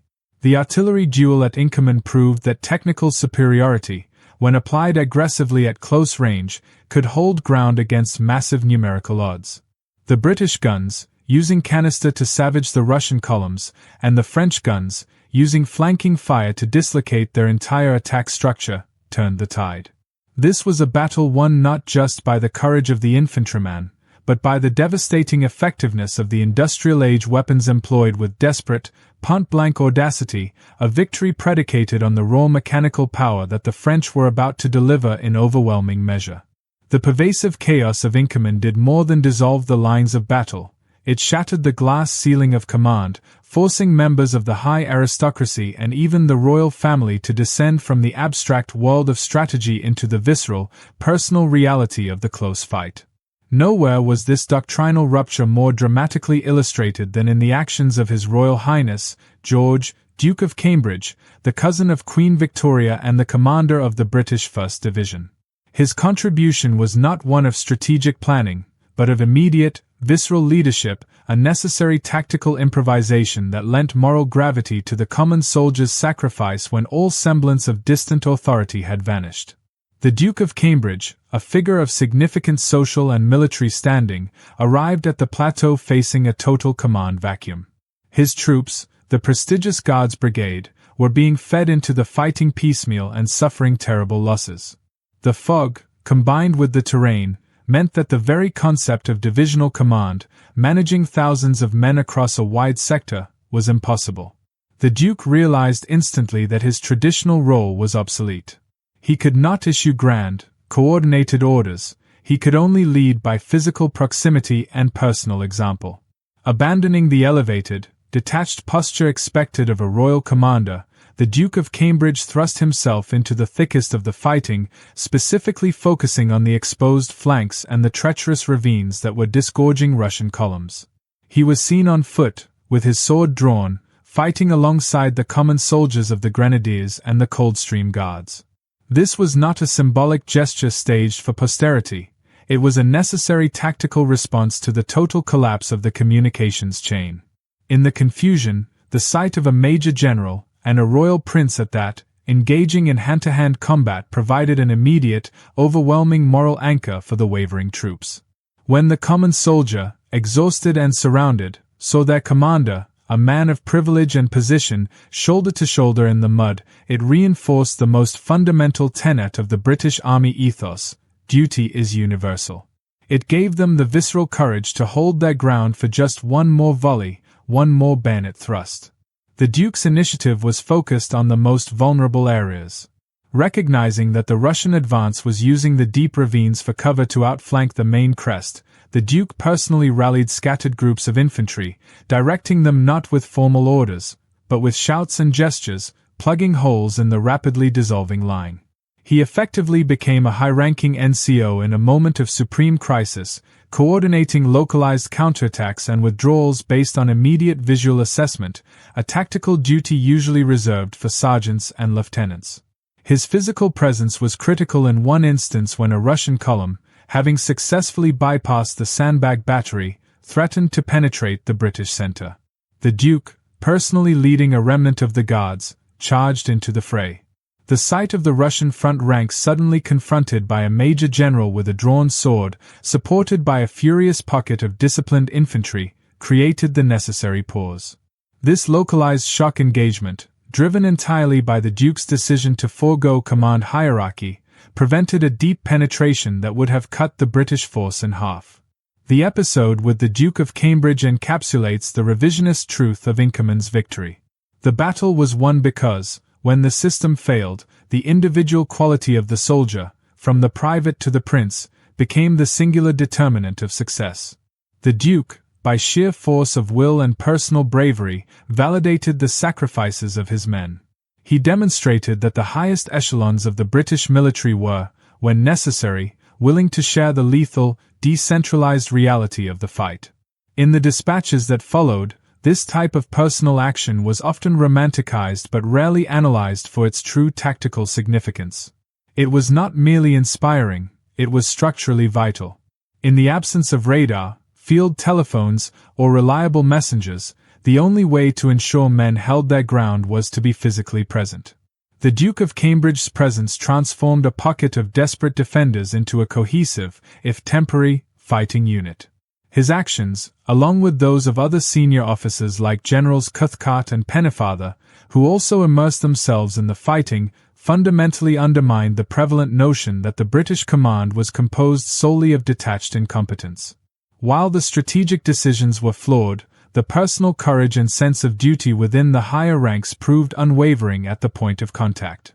The Prince of the Ravine, by shedding his rank and embracing the immediate, lethal chaos, provided the necessary moral and physical catalysts to stabilize the line until the massive weight of the French relief force could finally be brought to bear. His sword was less an instrument of war and more a symbol of solidarity that paid an enormous, bloody dividend in holding the heights. Around 9:30 a.m., after nearly 4 hours of unremitting, desperate combat, a profound and unsettling change fell over the Inkerman heights. The battle did not cease, but its terrifying, initial momentum broke. The dense, choking fog, which had been the primary agent of chaos, now contributed to a brief, deceptive lull, a moment of harrowing silence punctured only by the cries of the wounded and the distant, confused artillery fire. This period provided the first opportunity for the British to conduct a rudimentary reckoning, to count the immediate cost and, in the absence of centralized orders, attempt the impossible task of reorganizing a defense that was shattered but not yet beaten. The sight revealed by the thinning mist was one of apocalyptic horror. The Inkerman Plateau, particularly the area surrounding the sandbag battery and the crest, was carpeted with the dead and dying. The Russian columns, whose attacks had been shattered by canister and bayonet, had left behind massive, dense piles of casualties, a clear testament to the effectiveness of the British close-range firepower against their compact formations. The sheer density of the Russian dead proved the mathematical efficiency of the Enfield rifle and the disciplined volley at point-blank range. However, the cost to the British was disproportionately high in terms of quality. The ranks of the Light, 2nd, and 4th Divisions, which had borne the brunt of the initial assault, were decimated. Crucially, the casualty lists were top-heavy, reflecting the fatal burden of the officer class detailed earlier. Captains, lieutenants, and experienced non-commissioned officers, the very men who had provided the tactical genius and moral anchors in the fog, lay dead in staggering numbers. The loss of these individuals represented an irreplaceable erosion of unit cohesion and institutional memory. The victory, even at this midpoint, was already proving strategically pyrrhic in terms of human capital and leadership experience. The immediate tactical necessity during this lull was ammunition. The British regulars, who had maintained an incredibly rapid rate of fire, were running dangerously low, with many men down to their last few rounds. The logistical failure of the War Office was never more starkly realized than in this moment. The men who had saved the army had no means left to continue the fight. This lack of supply forced the soldiers into desperate, improvised foraging. Men scoured the bodies of the fallen, both friend and foe, for cartridge boxes. The ability to continue the defense depended less on the command and more on the soldiers' willingness to rifle through gore for 5 or 10 precious rounds. The reorganization attempted in the mist was a chaotic, bottom-up process utterly devoid of formal structure. Senior generals like Pennefather and the Duke of Cambridge, now acting more as frontline ralliemasters, focused on consolidating the remaining men into cohesive, albeit mixed, fighting units. The regiments were a geographical mess. Companies were jumbled together, men from different brigades fighting under the nearest available officer. The effort was driven not by divisional pride, but by the immediate, overwhelming need to establish a continuous, firing line before the Russians recovered and launched their inevitable second, highly concentrated attack. The moral tension of the lull was profound. The men were utterly exhausted, their bodies shaking from the immense physical and psychological expenditure of the morning. The victory gained was a hollow, temporary respite. They knew the enemy still vastly outnumbered them, and that the Russian command, unlike their own exhausted troops, still possessed massive, fresh reserves. The feeling was not one of triumph, but of sober, grinding determination to endure the next wave. This period was also critical for the coordination with the French. The thinning of the fog allowed for the first clear, visual communication between the beleaguered British forces and the rapidly arriving French reinforcements under General Bosquet. This was a moment of desperate diplomacy and vital tactical briefing. British officers were able to point out the crucial attack vectors, the location of the shattered sandbag battery, and the most exposed flanks. The French command gained, for the first time, a clear, if temporary, understanding of the tactical nightmare that had engulfed the plateau. The visibility, though brief, allowed the French to deploy their artillery and infantry with an element of focused strategy that the British had lacked all morning. This visual confirmation of the massive Russian concentration validated Bosquet's decision to commit his full corps and allowed him to plan the crucial flanking maneuvers that would soon decide the day. The lull, therefore, was not a strategic pause forced by mutual consent, but a desperate window of opportunity created by the atmosphere, ruthlessly exploited by the surviving British officers to replenish their means of resistance and integrate their crucial, incoming allies. The reckoning, in short, was devastating. The British had won the first round by individual sacrifice and disciplined fire, but they had paid a price in leadership and manpower that they could not afford to sustain. The only thing standing between them and collapse was the unbroken moral commitment of the survivors and the rapid, focused intervention of the French. The fight had ceased to be a British problem and had become a joint Allied struggle against overwhelming odds. The second, more decisive act of Inkerman was about to begin. The deceptive lull of mid-morning was abruptly shattered by a terrifying resurgence of the Russian assault. General Dannenberg, having finally received fragmented, yet encouraging, reports from his surviving field commanders, made the only logical decision: to commit his massive, fresh reserves and overwhelm the visibly crumbling British line before the full weight of the French could be brought to bear. This was not a tentative probe but a calculated, climactic push characterized by overwhelming density, the increased use of artillery shrapnel, and a singular focus on seizing the high ground, the crest of the plateau. This renewed Russian push, launched around 10 a.m., was fundamentally different from the disorganized chaos of the dawn attack. The Russian commanders had learned a brutal lesson from the morning's failures. While the fog had dissipated somewhat, it remained thick enough to inhibit maneuver, yet not thick enough to grant perfect concealment. They adjusted their tactics, focusing their immense weight on a narrow, concentrated front aimed directly at the now battered British center, knowing that a single, successful penetration would fracture the entire Allied position. The most noticeable difference was the coordinated use of artillery. The Russian guns, having finally been dragged into forward positions, were now firing with greater accuracy and concentration. Their preferred anti-personnel round was shrapnel, a projectile packed with lead balls and a time fuse designed to explode over the enemy's heads, showering the area below. While canister was devastating at 50 yards, shrapnel was effective across a much wider area, striking the thinly held, mixed formations of British and French units with brutal, indiscriminate force. The objective of this heavy shelling was not merely attrition, it was moral and tactical dislocation. The relentless shrapnel fire prevented the exhausted British infantry from effectively consolidating their shattered ranks during the lull. Every attempt by an NCO to rally 20 men into a cohesive firing group was immediately met with a deadly, exploding rain of lead. This barrage was designed to keep the defense permanently unstable, softening the line for the inevitable infantry wave. The infantry assault itself was a terrifying display of human mass. The columns, thicker and deeper than those that attacked in the dawn, poured over the ravines and up the slopes, driven by the knowledge that they represented the Tsar's last, best chance to break the siege. Their tactical advantage remained simple: sheer numbers. They overwhelmed the defenders not by finesse, but by the relentless, crushing weight of bodies. The battle immediately centered on the crest of the plateau, the highest point near the old sandbag battery. This ground was vital for two reasons. Control of the crest meant control of the field of fire for the remaining British artillery, and it gave the Russians a downhill advantage into the Allied camps. The battle devolved into a savage, desperate scramble for control of this few hundred yards of mud and scrub. Here, the sheer tenacity of the British Guards and the newly arrived French infantry was crucial.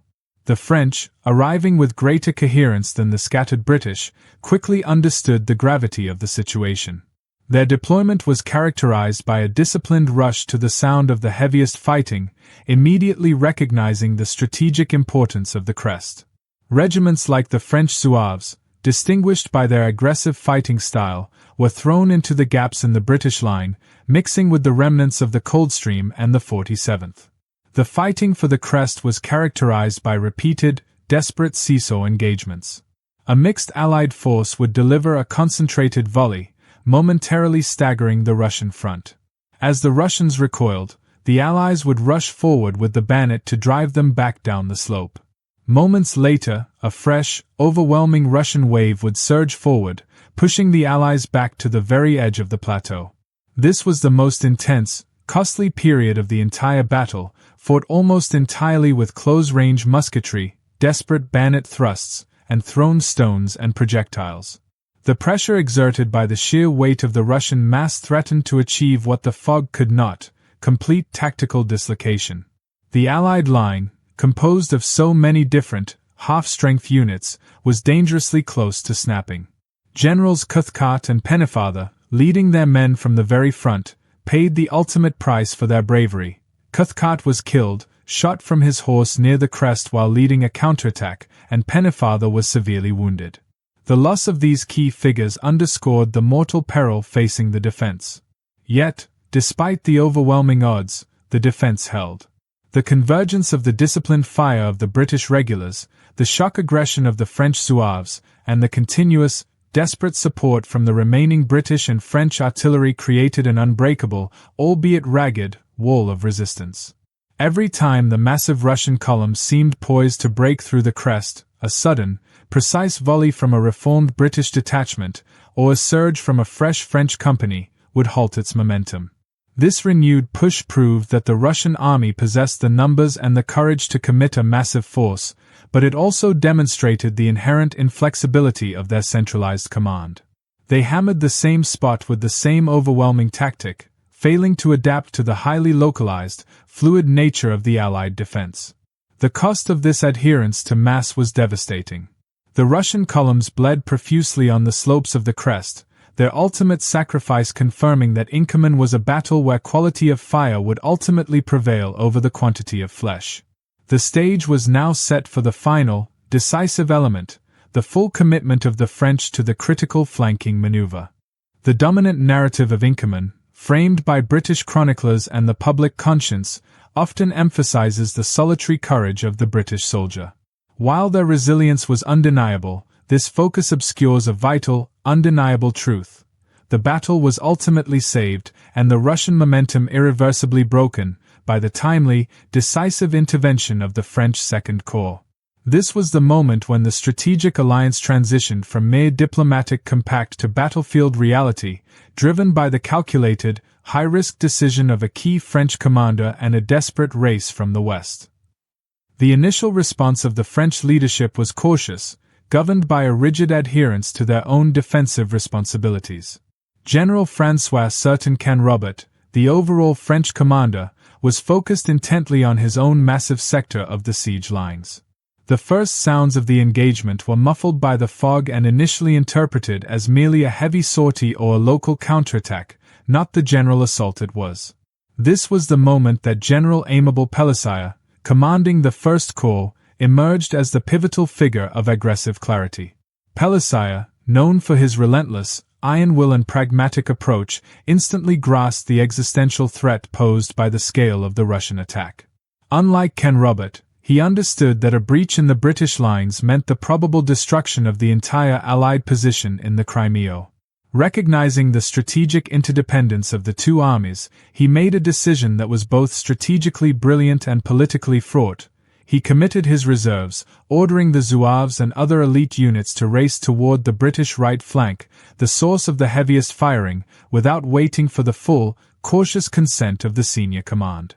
This was an act of high-stakes, independent tactical initiative that transcended the strictures of Allied command hierarchy.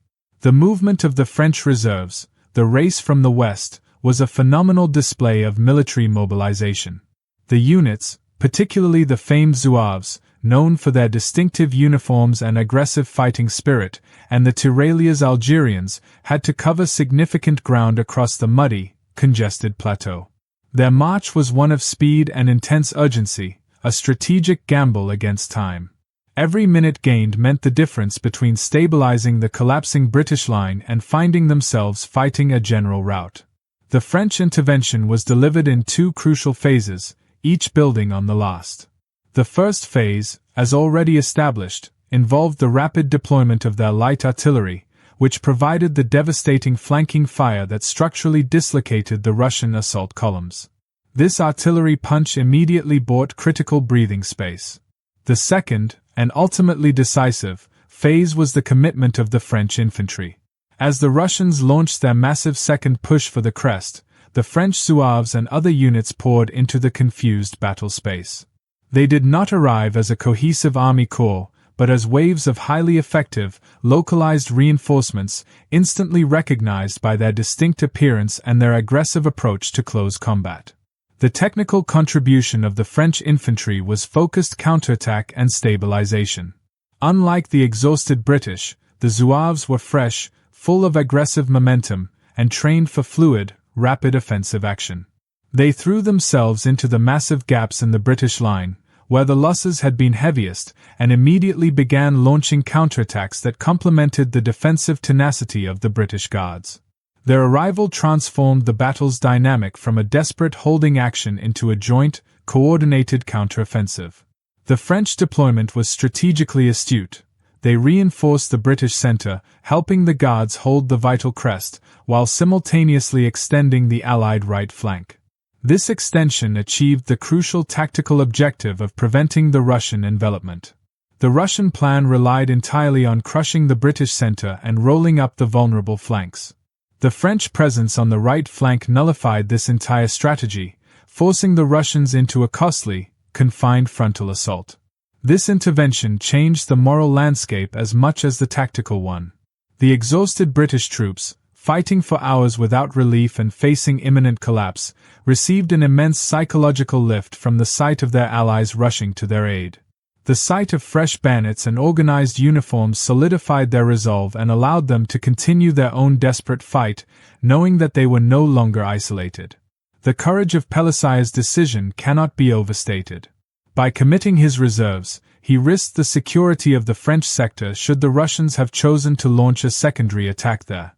His action was a profound demonstration of the revisionist truth of the Crimean War, that ultimate success depended on the tactical and moral unity of the Allied forces, a unity tragically undermined by poor strategic communication but fiercely reinstated by the immediate actions of men like Pelissar on the battlefield. The French, in their race from the west, did not just reinforce the British. They provided the necessary structural integrity and the aggressive momentum that the decimated British force no longer possessed. The sheer tenacity of the British infantry and the heroism of their small bayonet charges arrested the Russian momentum, but the battle was ultimately incapable of being won by infantry alone. The decisive structural advantage that irrevocably broke the Russian will and secured the Inkerman heights was delivered by the technical superiority and perfect positioning of the French artillery on the Allied flank. This was the moment the scale tipped from desperate survival to achievable victory, achieved through the systematic application of focused, coordinated firepower. The French guns, rushed to the field on General Bosquet's initiative, arrived with two critical advantages over the beleaguered British batteries: freshness and deployment capacity. While the British gunners were exhausted, having fought hand-to-hand and constantly shifted their pieces, the French crews were prepared and their guns fully serviced. More importantly, the French artillery was positioned in a sector that was largely clear of the initial dense fighting, allowing them to establish a stable, clear field of fire. The location chosen for their main deployment, on the British right, overlooking the key approaches from the Chernaya Valley, was the technical tide-turner. This positioning allowed the French to deliver flanking fire against the main Russian attack columns. In clear conditions, flanking fire is devastating. In the semi-obscurity of the thinning Inkerman fog, it was catastrophic. To grasp the technical genius of this move, one must understand the vulnerability of the Russian column. Designed for frontal shock, the column was extremely deep and narrow. When a volley or cannon shot hit the front, it primarily damaged only the leading ranks. When hit on the flank, however, a single well-aimed cannonball or shrapnel burst could scythe diagonally through the tightly packed formation, causing massive continuous casualties through the depth of the column. The density that was the Russian column's strength now amplified its destruction.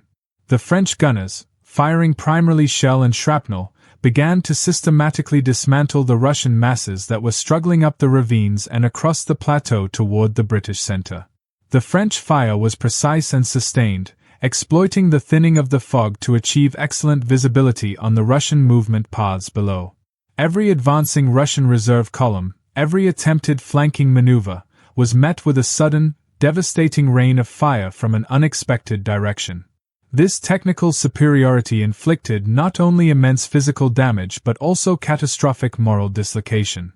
The Russian infantry, already reeling from the close-quarters intensity of the British musketry, found themselves simultaneously assailed from their front and their exposed side.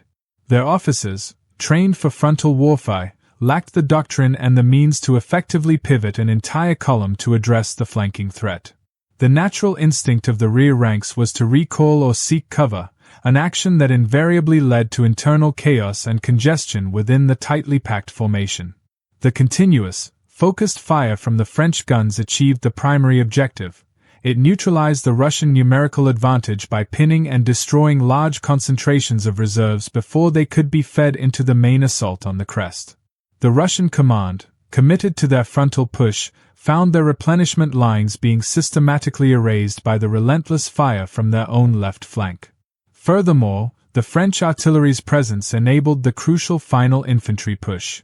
Once the French guns had savaged the Russian columns, the Zouaves and French infantry could advance onto the exposed ground with a far higher chance of success. The artillery had effectively done the heavy, structural work, turning massive formations into fragmented, disorganized remnants.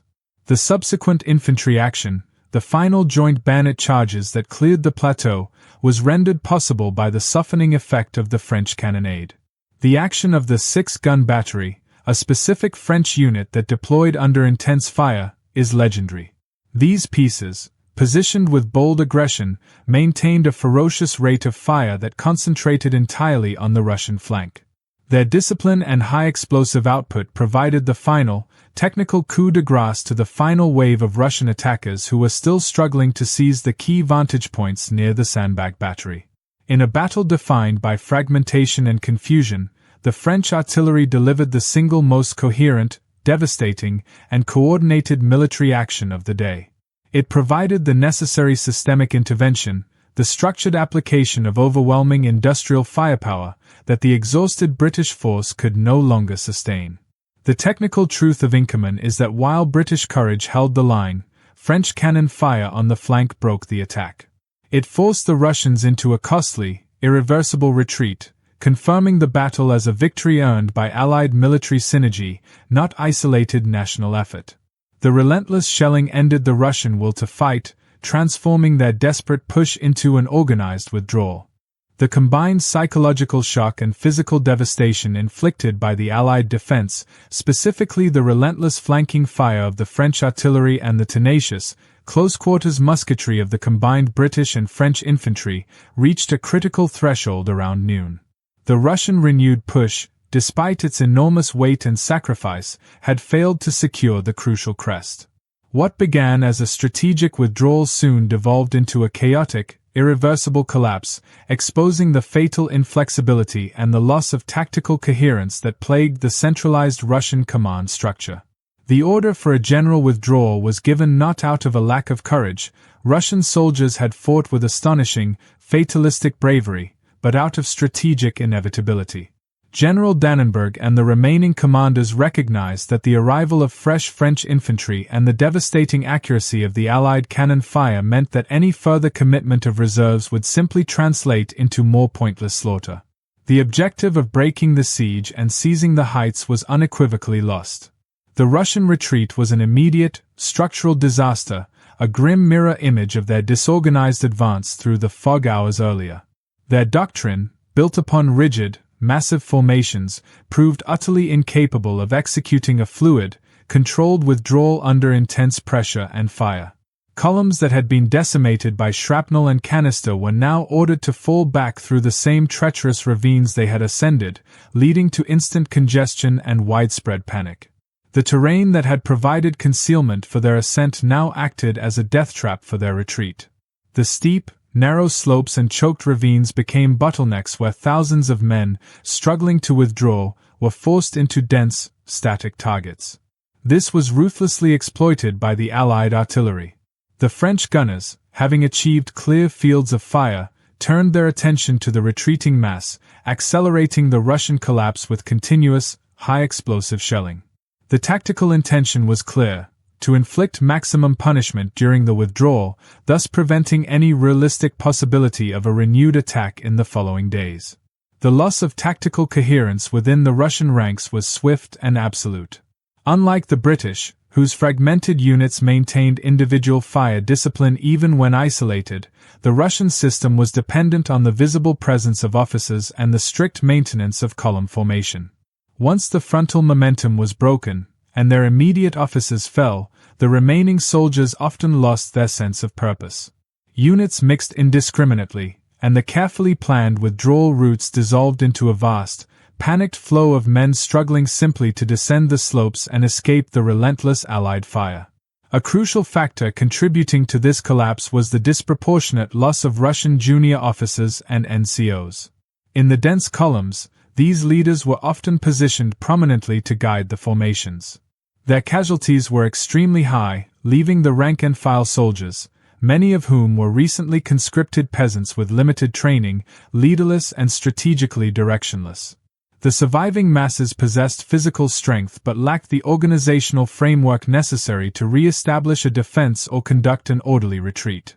Furthermore, the fog, which had initially been the great disruptor, now played its final, perverse trick. As the Russian army collapsed, the residual mist and low cloud provided a temporary screen for the fleeing troops, preventing the total annihilation that might have occurred had the sun been shining. The obscurity, which had helped them start the attack, now aided their broken survival, frustrating the Allies who were too exhausted and disorganized themselves to launch an immediate, decisive pursuit. The aftermath revealed the strategic failure of the entire Russian campaign. Their initial assessment, that the exhausted, sick British army could be easily overwhelmed, proved fatally wrong. The Russian commanders had committed an enormous, irreplaceable quantity of fresh manpower to a position of their choosing, only to see it defeated by an Allied force operating at the very limits of its endurance. The casualty figures, while disputed, were undeniably staggering for the Russians, confirming that their dense tactical formations were no match for rifled firepower and disciplined defense. The Battle of Inkerman concluded not with a formal surrender, but with a sullen, total Russian withdrawal back across the Chernaya River and into the safety of their lines. The battlefield was left to the Allies, littered with the grim evidence of the slaughter. The Russian army had lost the material capacity and, more importantly, the moral will to attempt another major assault on the Inkerman heights for the remainder of the siege. Their tactical failure exposed the deep-seated flaws in their military structure, proving that mass without adaptive, decentralized command is merely a concentrated target. The victory was secured, but the cost, in terms of men and political consequence, had yet to be fully tallied. With the cessation of fire and the retreat of the last Russian formations, the Inkerman heights presented a scene of unparalleled devastation. The immediate task was not one of pursuit or celebration, but of a grim, unavoidable statistical and moral audit, counting the dead. The casualty lists, the final, unromanticized data point of the engagement, revealed the true, disproportionate price paid for the impossible victory and exposed the severe long-term damage inflicted upon the armies of both belligerents. The most immediate and striking aspect of the audit was the sheer scale of Russian losses. While precise numbers remain debated due to the chaos of the withdrawal and subsequent reporting, conservative estimates place Russian casualties, killed, wounded, and missing, at between 10,000 and 12,000 men. Given that the core assault force was estimated at around 35,000, this represented a crippling loss of nearly a third of the attacking force. These casualties were not evenly distributed. They were concentrated within the massive assault columns, particularly those shattered by close-range canister fire and flanked by the French artillery. The density of their formations, intended for shock, had maximized the destructive potential of Allied firepower. This loss was more than numerical, it was strategically debilitating.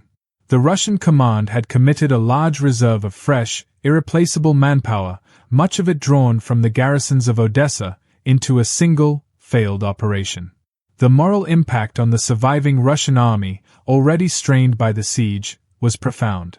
They had attacked with overwhelming numbers and surprise, only to be systematically cut down, confirming the belief that the British musketry and the Allied artillery possessed a lethal superiority that sheer mass could not overcome. The confidence to mount another major assault against the Allied position was extinguished on the slopes of Inkerman. However, the cost to the Allies, while numerically smaller, was qualitatively devastating. The British forces bore the brunt, suffering approximately 3,200 casualties out of the roughly 8,000 to 10,000 men actively engaged. The French, whose decisive intervention occurred later, suffered around 1,000 casualties. The total Allied loss of over 4,200 men was a grievous wound, but the true tragedy lay in the disproportionate loss of leadership and experience. This was the core of the moral audit. The casualties were heavily concentrated among the junior officers and veteran NCOs of the Light, 2nd, and Guards divisions, the men who had acted as the decentralized command structure.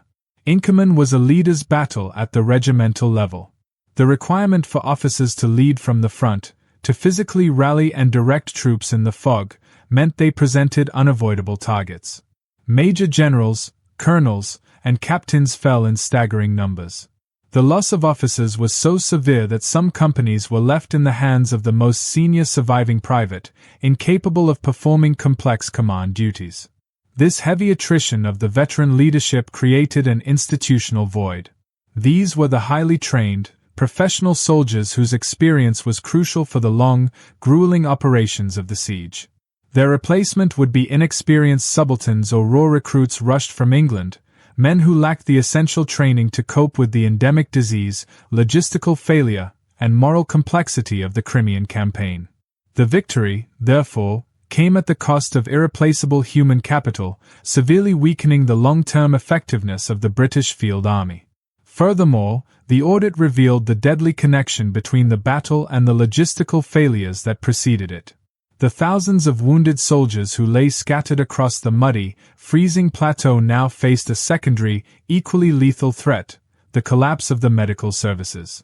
The lack of proper transport, the scarcity of medical personnel, and the atrocious conditions of the field hospitals, issues that Florence Nightingale was still fighting to address, meant that a wound sustained at Inkerman was often a death sentence by neglect, exposure, or infection. The number of soldiers who survived the Russian assault only to succumb days later to amputation or fever drastically inflated the true cost of the engagement. The moral burden of the victory was carried by the soldiers who died not from enemy fire, but from the indifference and incompetence of their own supply chain. The political consequence of the Butcher's Bill was immediate and profound in London. Though the dispatches reported a glorious victory, the sheer number of casualties, especially among the well-connected officer class, sent a wave of shock and anger through Parliament and the British public. The victory was too costly, too chaotic, and too reliant on the courage of common soldiers to mask the strategic blunders of the High Command. The audit of the dead became a powerful, undeniable catalyst for political reckoning, fueling the calls for fundamental military reform and forcing the War Office to finally address the systemic logistical failures that were slaughtering more men than the enemy's guns. Inkerman's casualty list, therefore, serves as a solemn, statistical footnote to the entire conflict. It demonstrated the unyielding bravery of the ordinary soldier and the devastating lethality of industrialized weaponry. But more damningly, it quantified the price of aristocratic incompetence. The Russian High Command sacrificed thousands in a failed attempt to save the city, while the British High Command sacrificed their best men and their institutional capacity due to a fatal failure to plan, supply, or adequately lead. The victory was sealed in blood, but the moral cost ensured that the battle would forever be framed as a devastating moment of truth for the entire British military establishment. The smoke had barely cleared from the Inkerman Heights before the battle shifted from the Crimean plateau to the corridors of power in Westminster and Whitehall. The official dispatches relating the victory, penned initially by Lord Raglan and amplified by the political machine, presented a narrative of heroic, if costly, success. Yet, beneath the veneer of triumph lay a furious, anxious struggle for self-preservation, as the aristocratic and military establishments sought desperately to sanitize the truth and erect a veil of incompetence over the systemic failures that Inkerman had so violently exposed. Raglan's official account was a masterpiece of selective omission and calculated praise. While he lauded the devoted gallantry and admirable courage of the troops, the necessary concession to the common soldier, his narrative meticulously avoided any detailed analysis of the intelligence failures that allowed 35,000 Russians to mass undetected, the logistical chaos that left the defenders without adequate ammunition, or the total collapse of centralized command in the fog. The chaos and the desperate, improvised nature of the fighting were glossed over, ensuring that the accepted narrative maintained the illusion of an orderly, if challenging, engagement directed by competent leadership. The core objective of this political maneuvering was to shield the command structure from public and parliamentary scrutiny. To admit that victory was achieved in spite of the generals, rather than because of them, was to admit that the entire system of aristocratic appointment and purchase was fundamentally flawed. The aristocracy, which controlled the government and the War Office, could not allow the triumph of individual soldierly initiative to become the catalyst for structural reform.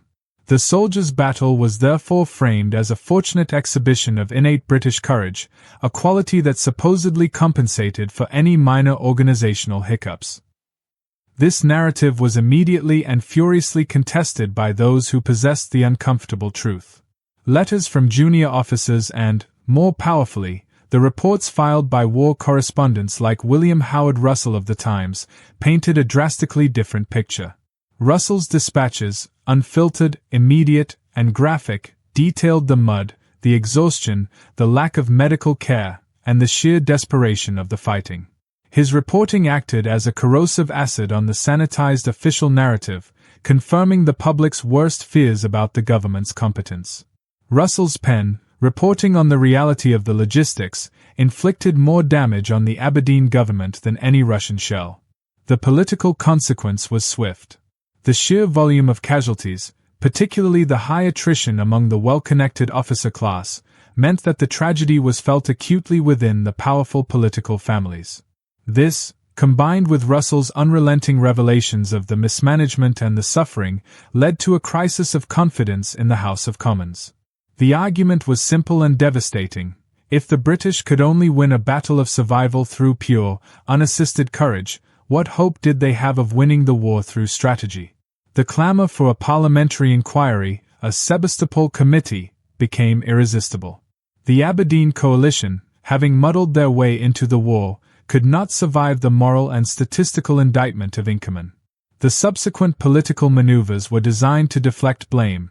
The Duke of Newcastle, the Secretary of State for War, and Lord Raglan became the designated scapegoats, not for the failure of strategy, but for the failure of logistics. The aristocracy was willing to sacrifice the logistical architects, but fiercely protected the military doctrine and the system of command appointments. The deep moral seriousness of Inkerman forced a political break. When Aberdeen's government fell in January 1855, it signaled that the British public, informed by the free press, would no longer tolerate the lethal indifference of the old guard. Lord Palmerston, a more vigorous and aggressive politician, rose to power on a mandate of efficiency and military reform. However, the political victory for reform was incomplete and immediately compromised. While the inquiry forced significant, necessary logistical improvements, leading to the construction of the military railway from Balaclava to the front and the professionalization of the commissariat, the fundamental system of aristocratic privilege in military command survived. Raglan, though criticized, was ultimately lionized as a tragic hero who died in service. The narrative of aristocratic incompetence was successfully compartmentalized, separated from the narrative of tactical genius. The politicians ensured that the forgotten genius of the common soldier remained largely unrewarded and undocumented, lest it encourage a dangerous spirit of meritocracy. The true political legacy of Inkerman, therefore, is its demonstration of the establishment's capacity for self-preservation. They leveraged the victory to mask the strategic rot, accepted only the minimal logistical reforms necessary to quiet public outrage, and meticulously constructed a political narrative that credited the spirit of the nation while ignoring the failure of the leadership. The moral cost was not just the dead on the plateau, but the perpetuation of a system that would continue to send ill-equipped, badly led soldiers to future battles until the next great wave of reform could no longer be resisted. The sheer, undeniable tragedy of the Inkerman victory, laid bare by the astronomical casualty lists and the damning reports of the press, acted as a soldering iron, a white-hot instrument that fused public outrage with political necessity, finally forcing the institutional reforms that decades of peacetime critique had failed to achieve. Inkerman became the unanswerable evidence that the old system of aristocratic command, poor logistics, and doctrinal stagnation was not merely inefficient, it was lethally criminal. This forgotten engagement, fought in the fog, became the crucial catalyst for the modernization of the British Army. The immediate focus of reform was the logistical catastrophe that had led to the defenders' exhaustion and near starvation. The Parliamentary Committee, fueled by the sheer indignation over the fact that soldiers died from freezing and hunger mere miles from ships loaded with supplies, forced an immediate and drastic restructuring of the supply chain. The most visible manifestation of this change was the rapid, utilitarian construction of the Balaclava Railway. Conceived and executed by civilian contractors, this 7-mile line, built across the impassable mud, immediately solved the supply crisis. It proved, in a single, concrete example, that civilian efficiency could triumph over military incompetence, forever shattering the illusion that logistics was a mere secondary concern. Beyond the rail line, the debacle forced the professionalization of the commissariat. Prior to Inkerman, this vital supply department was filled with political appointees lacking any expertise. The overwhelming evidence that men were dying with food and clothing visible on the harbor ships led to the injection of professional managerial competence. The appointment of individuals dedicated solely to ensuring that supplies reached the front lines, a revolutionary concept for the time, began the long, painful process of separating supply from patronage. However, the deepest, most enduring institutional change sparked by Inkerman concerned military doctrine and training. The battle provided irrefutable evidence of two critical, yet contradictory, truths. First, it confirmed the supreme, lethal effectiveness of the rifle musket and disciplined fire over the massed column. The slaughter of the dense Russian formations proved that the future of warfare belonged to firepower, not flesh. This accelerated the universal adoption of the rifled weapon and forced a doctrinal shift away from the reliance on shock and mass toward controlled, aimed volleys and greater reliance on skirmishing tactics. Second, and more profoundly, the battle validated the concept of decentralized command and individual initiative. Inkerman's success was achieved because the command structure collapsed, leaving junior officers and NCOs free to adapt, maneuver, and attack using immediate, common-sense judgment. This shattered the old, rigid adherence to centralized, visible command. Post-Inkerman military thinking began a cautious, grudging process of trusting the man on the spot. Military academies started incorporating the lessons of the plateau, examining how the small unit commander could function effectively under conditions of sensory deprivation and systemic collapse. The doctrine slowly began to acknowledge that the highest quality soldier was not merely obedient, but adaptively intelligent. Yet, the victory of reform was fiercely resisted in one crucial area, the system of aristocratic patronage. While the public outcry led to the appointment of the Sebastopol Committee and the fall of the Aberdeen government, the core mechanism of the purchase system, where commissions were bought rather than earned, remained stubbornly intact. The establishment successfully leveraged the narrative of the soldiers' battle to argue that the underlying spirit of the officer class was sound, and therefore the system that produced them should be preserved. They conceded logistical competence but fiercely defended the social structure of the army. Despite this resistance, the moral force of the reform movement became unstoppable. The horrific and well-documented failures of the medical services during and after Inkerman, championed by figures like Florence Nightingale and later, the Sanitary Commission, exposed the callous disregard for the welfare of the common soldier. These reports shamed Parliament into action, leading to the permanent, systematic overhaul of the Army Medical Department and the establishment of basic sanitary and logistical standards that drastically reduced death by disease, the greatest killer of the war. Inkerman, by inflicting so much visible, concentrated death, forced the political will to treat the sick and wounded as essential human capital rather than disposable assets. In its totality, the Battle of Inkerman served as the ultimate, bloody audit of the British military-political complex. It proved that the institutional resistance to change, fueled by aristocratic self-interest and bureaucratic inertia, was unsustainable in the face of industrial warfare. The immediate political shock and the moral outrage generated by the dead on the foggy plateau became the irresistible force that mandated modernization. The resulting reforms, though partial and painfully slow, laid the essential foundations for the professional, logistically sound army that Britain would deploy in later conflicts. Inkerman did not just secure a victory on the ground, it forced the future upon a reluctant and antiquated military machine. The popular appellation, the soldier's battle, while romantic and well-deserved, is often used dismissively, suggesting a chaotic, luck-driven engagement won solely by brute courage. Our deep scholarly reassessment must move beyond this simplistic moralizing to examine Inkerman's true, profound legacy, its accidental role as the first true battle of modern, industrial warfare and the ultimate validation of decentralized initiative as a critical doctrinal principle. The battle was a terrifying, compressed forecast of the trench warfare chaos that would define the next century. The primary reason Inkerman serves as a preview of modern conflict lies in the complete failure of visual command and communication. The fog, acting as a natural precursor to the shell-shocked trenches and smoke-filled battlefields of later wars, rendered the traditional, top-down command structure obsolete. Generals could not see, signal, or coordinate their forces. This forced, immediate decentralization, the moment direction became meaningless, is the defining characteristic of modern conflict, where high command is often physically and temporally separated from the point of contact. The lessons learned, or, more accurately, demonstrated, at Inkerman centered on the reassessment of initiative.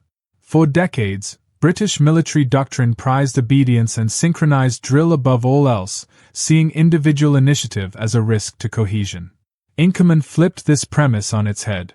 The victory was secured by the junior officer and the NCO who, cut off and facing overwhelming numbers, dared to make immediate, localized tactical decisions, the captain who ordered a suicidal bayonet charge to check momentum, the lieutenant who mixed his remnant of the 47th with a fragment of the Guards, the sergeants who maintained a punishing, disciplined rate of fire without orders from above.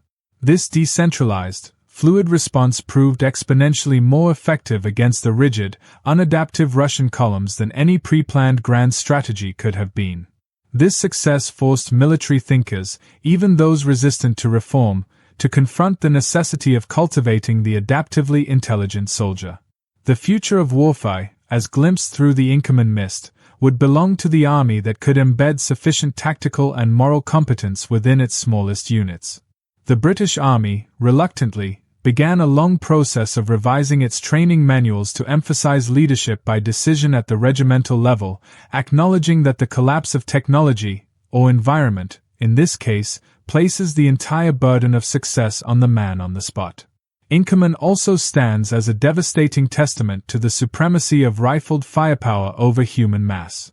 The Russian columns, the embodiment of outdated Napoleonic shock tactics, were shattered by the precision and rate of fire delivered by the Enfield rifle and the concentrated burst of canister shot. The massive casualty figures on the Russian side proved irrevocably that dense infantry formations, once the ultimate weapon, were now mere concentrated targets for industrial weaponry. This reality would be amplified by the breech-loading rifles and machine guns of the next generation, confirming Inkerman as the battle that definitively killed the military column as a viable offensive formation.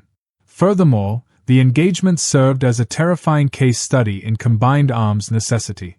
While British musketry held the line, the battle could only be won by the timely and coordinated application of French flanking artillery.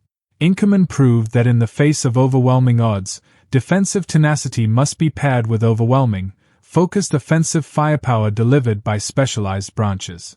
It demonstrated that modern victories would require the seamless integration of infantry, artillery, and logistics, not just the isolated bravery of a single arm of service. The long-term legacy of the battle is its role in establishing the doctrine of endurance under adversity. The common soldiers of Inkerman fought not only the enemy but disease, exhaustion, and the profound indifference of their own command. The battle became a grim, yet powerful, symbol of what disciplined men could achieve when forced to rely on their professionalism and moral cohesion rather than their general's competence. This institutional memory, the sheer refusal to break, became a psychological foundation for later generations of British soldiers facing the unprecedented strains of the Western Front. Inkerman, therefore, was not an aberration of the Crimean War, it was its microcosm and its prophecy. It was a victory achieved by the forgotten genius of decentralized command, proving that when the strategic context is one of systemic failure, the quality of individual tactical execution is the supreme arbiter of fate. It was a terrifying, bloody lesson that compelled the reluctant British military establishment to begin preparing for the technological and doctrinal realities of the 20th century. The soldiers fought blind, but in doing so, they provided a moment of absolute, devastating clarity for the future of warfare. The victory at Inkerman, consecrated in the blood and fog of the plateau, was hailed by the British establishment as a singular act of national heroism. Yet, for the very men who delivered that impossible triumph, the common soldiers of the line, the aftermath brought not just physical suffering, but a profound and lasting political and moral injustice. The battle proved the unwavering resilience of the individual soldier, but the subsequent political maneuvering in Whitehall ensured that the forgotten genius of the rank and file would remain tragically unrewarded and largely undocumented. The essential conflict in the aftermath was between the sword, the soldier's sacrifice, and the pen, the official, aristocratic narrative. While the press, led by the piercing dispatches of William Howard Russell, ensured that the suffering of the common soldier became public knowledge, the official military records focused heavily on the valor of the fallen officers, those who, by class and connection, were deemed worthy of perpetual memory. The names of the junior officers who led the suicidal charges were recorded and celebrated. The names of the exhausted, fever-ridden privates who formed the firing line and pulled the triggers were largely subsumed into anonymous regimental totals. This injustice began with the political denial of the true strategic crisis. By framing Inkerman as a glorious, if costly, stand, the government was able to downplay the logistical and intelligence failures that had created the catastrophe.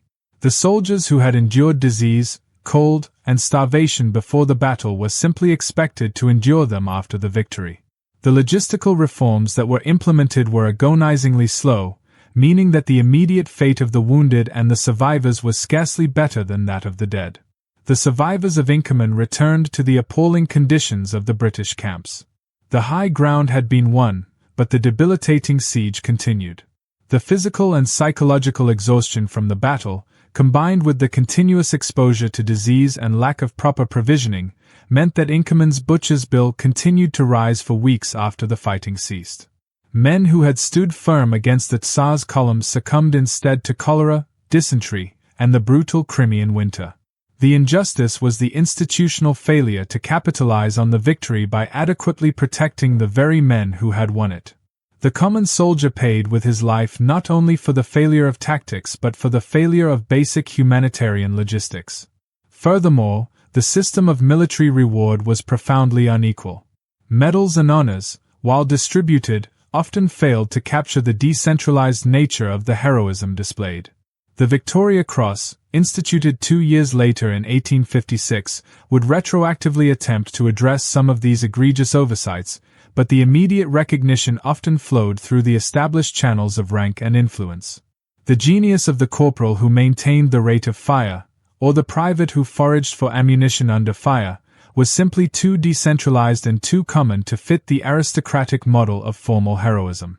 Their reward was survival, and often, little more. The most corrosive aspect of the injustice was the disparity in political legacy. Inkerman, as a historical event, served as a powerful tool for the reformist faction to attack the incompetence of the government, leading to the fall of the Aberdeen ministry. However, The subsequent reforms focused heavily on the system, logistics, medical care, ordnance, rather than on the status of the soldier. The soldier's physical conditions improved, but his moral and political standing remained largely unchanged. The victory was claimed by the nation, but the true authors, the men in the ranks, remained marginalized and largely voiceless. The forgotten heroism lay in the unwritten, unrecorded acts of discipline and initiative. It was the thousand small decisions made by nameless men to hold their ground, to reload, and to fire accurately when every instinct screamed for flight. It was the resilience born not of abstract patriotism, but of an intimate, fierce loyalty to the three comrades standing next to them in the mud. This loyalty, this professional courage, was the engine of the victory, yet it was deliberately overshadowed by the need to preserve the myth of the competent, if tragic, high command. The true burden of Inkerman, therefore, rests on the shoulders of the common soldier. They won the battle, averted a catastrophic rout, and provided the moral force necessary for national political reform, yet they were left to perish from institutional neglect and saw their decisive actions deliberately minimized to protect the political system that had failed them. The legacy of the pen ensured that the ultimate cost of the sword would be borne in anonymity. The last lasting injustice of Inkerman was not the failure to win quickly, but the failure to truly recognize who won at all. The final, somber task of the historian is not merely to recount the events of Inkerman, nor to tally the dead, but to engage in a profound, unsettling reckoning, to weigh the victory against its ultimate moral and political cost, and to determine the enduring legacy of this battle fought in the blinding chaos. Inkerman was a military triumph of the highest order, snatching success from the jaws of a preordained disaster, but it was also a moral bankruptcy that laid bare the structural deficiencies of the British state and military system. The victory itself became an instrument of political evasion, ensuring that the true, painful lessons of the campaign would be resisted, not embraced. The moral cost of the blind victory was borne by the common soldier and the junior officer. They had won the field, but they had paid a price so exorbitant, in exhaustion, disease, and the irreplaceable loss of veteran leadership, that the strategic gain was fundamentally undermined. The immediate reckoning was the question of justification.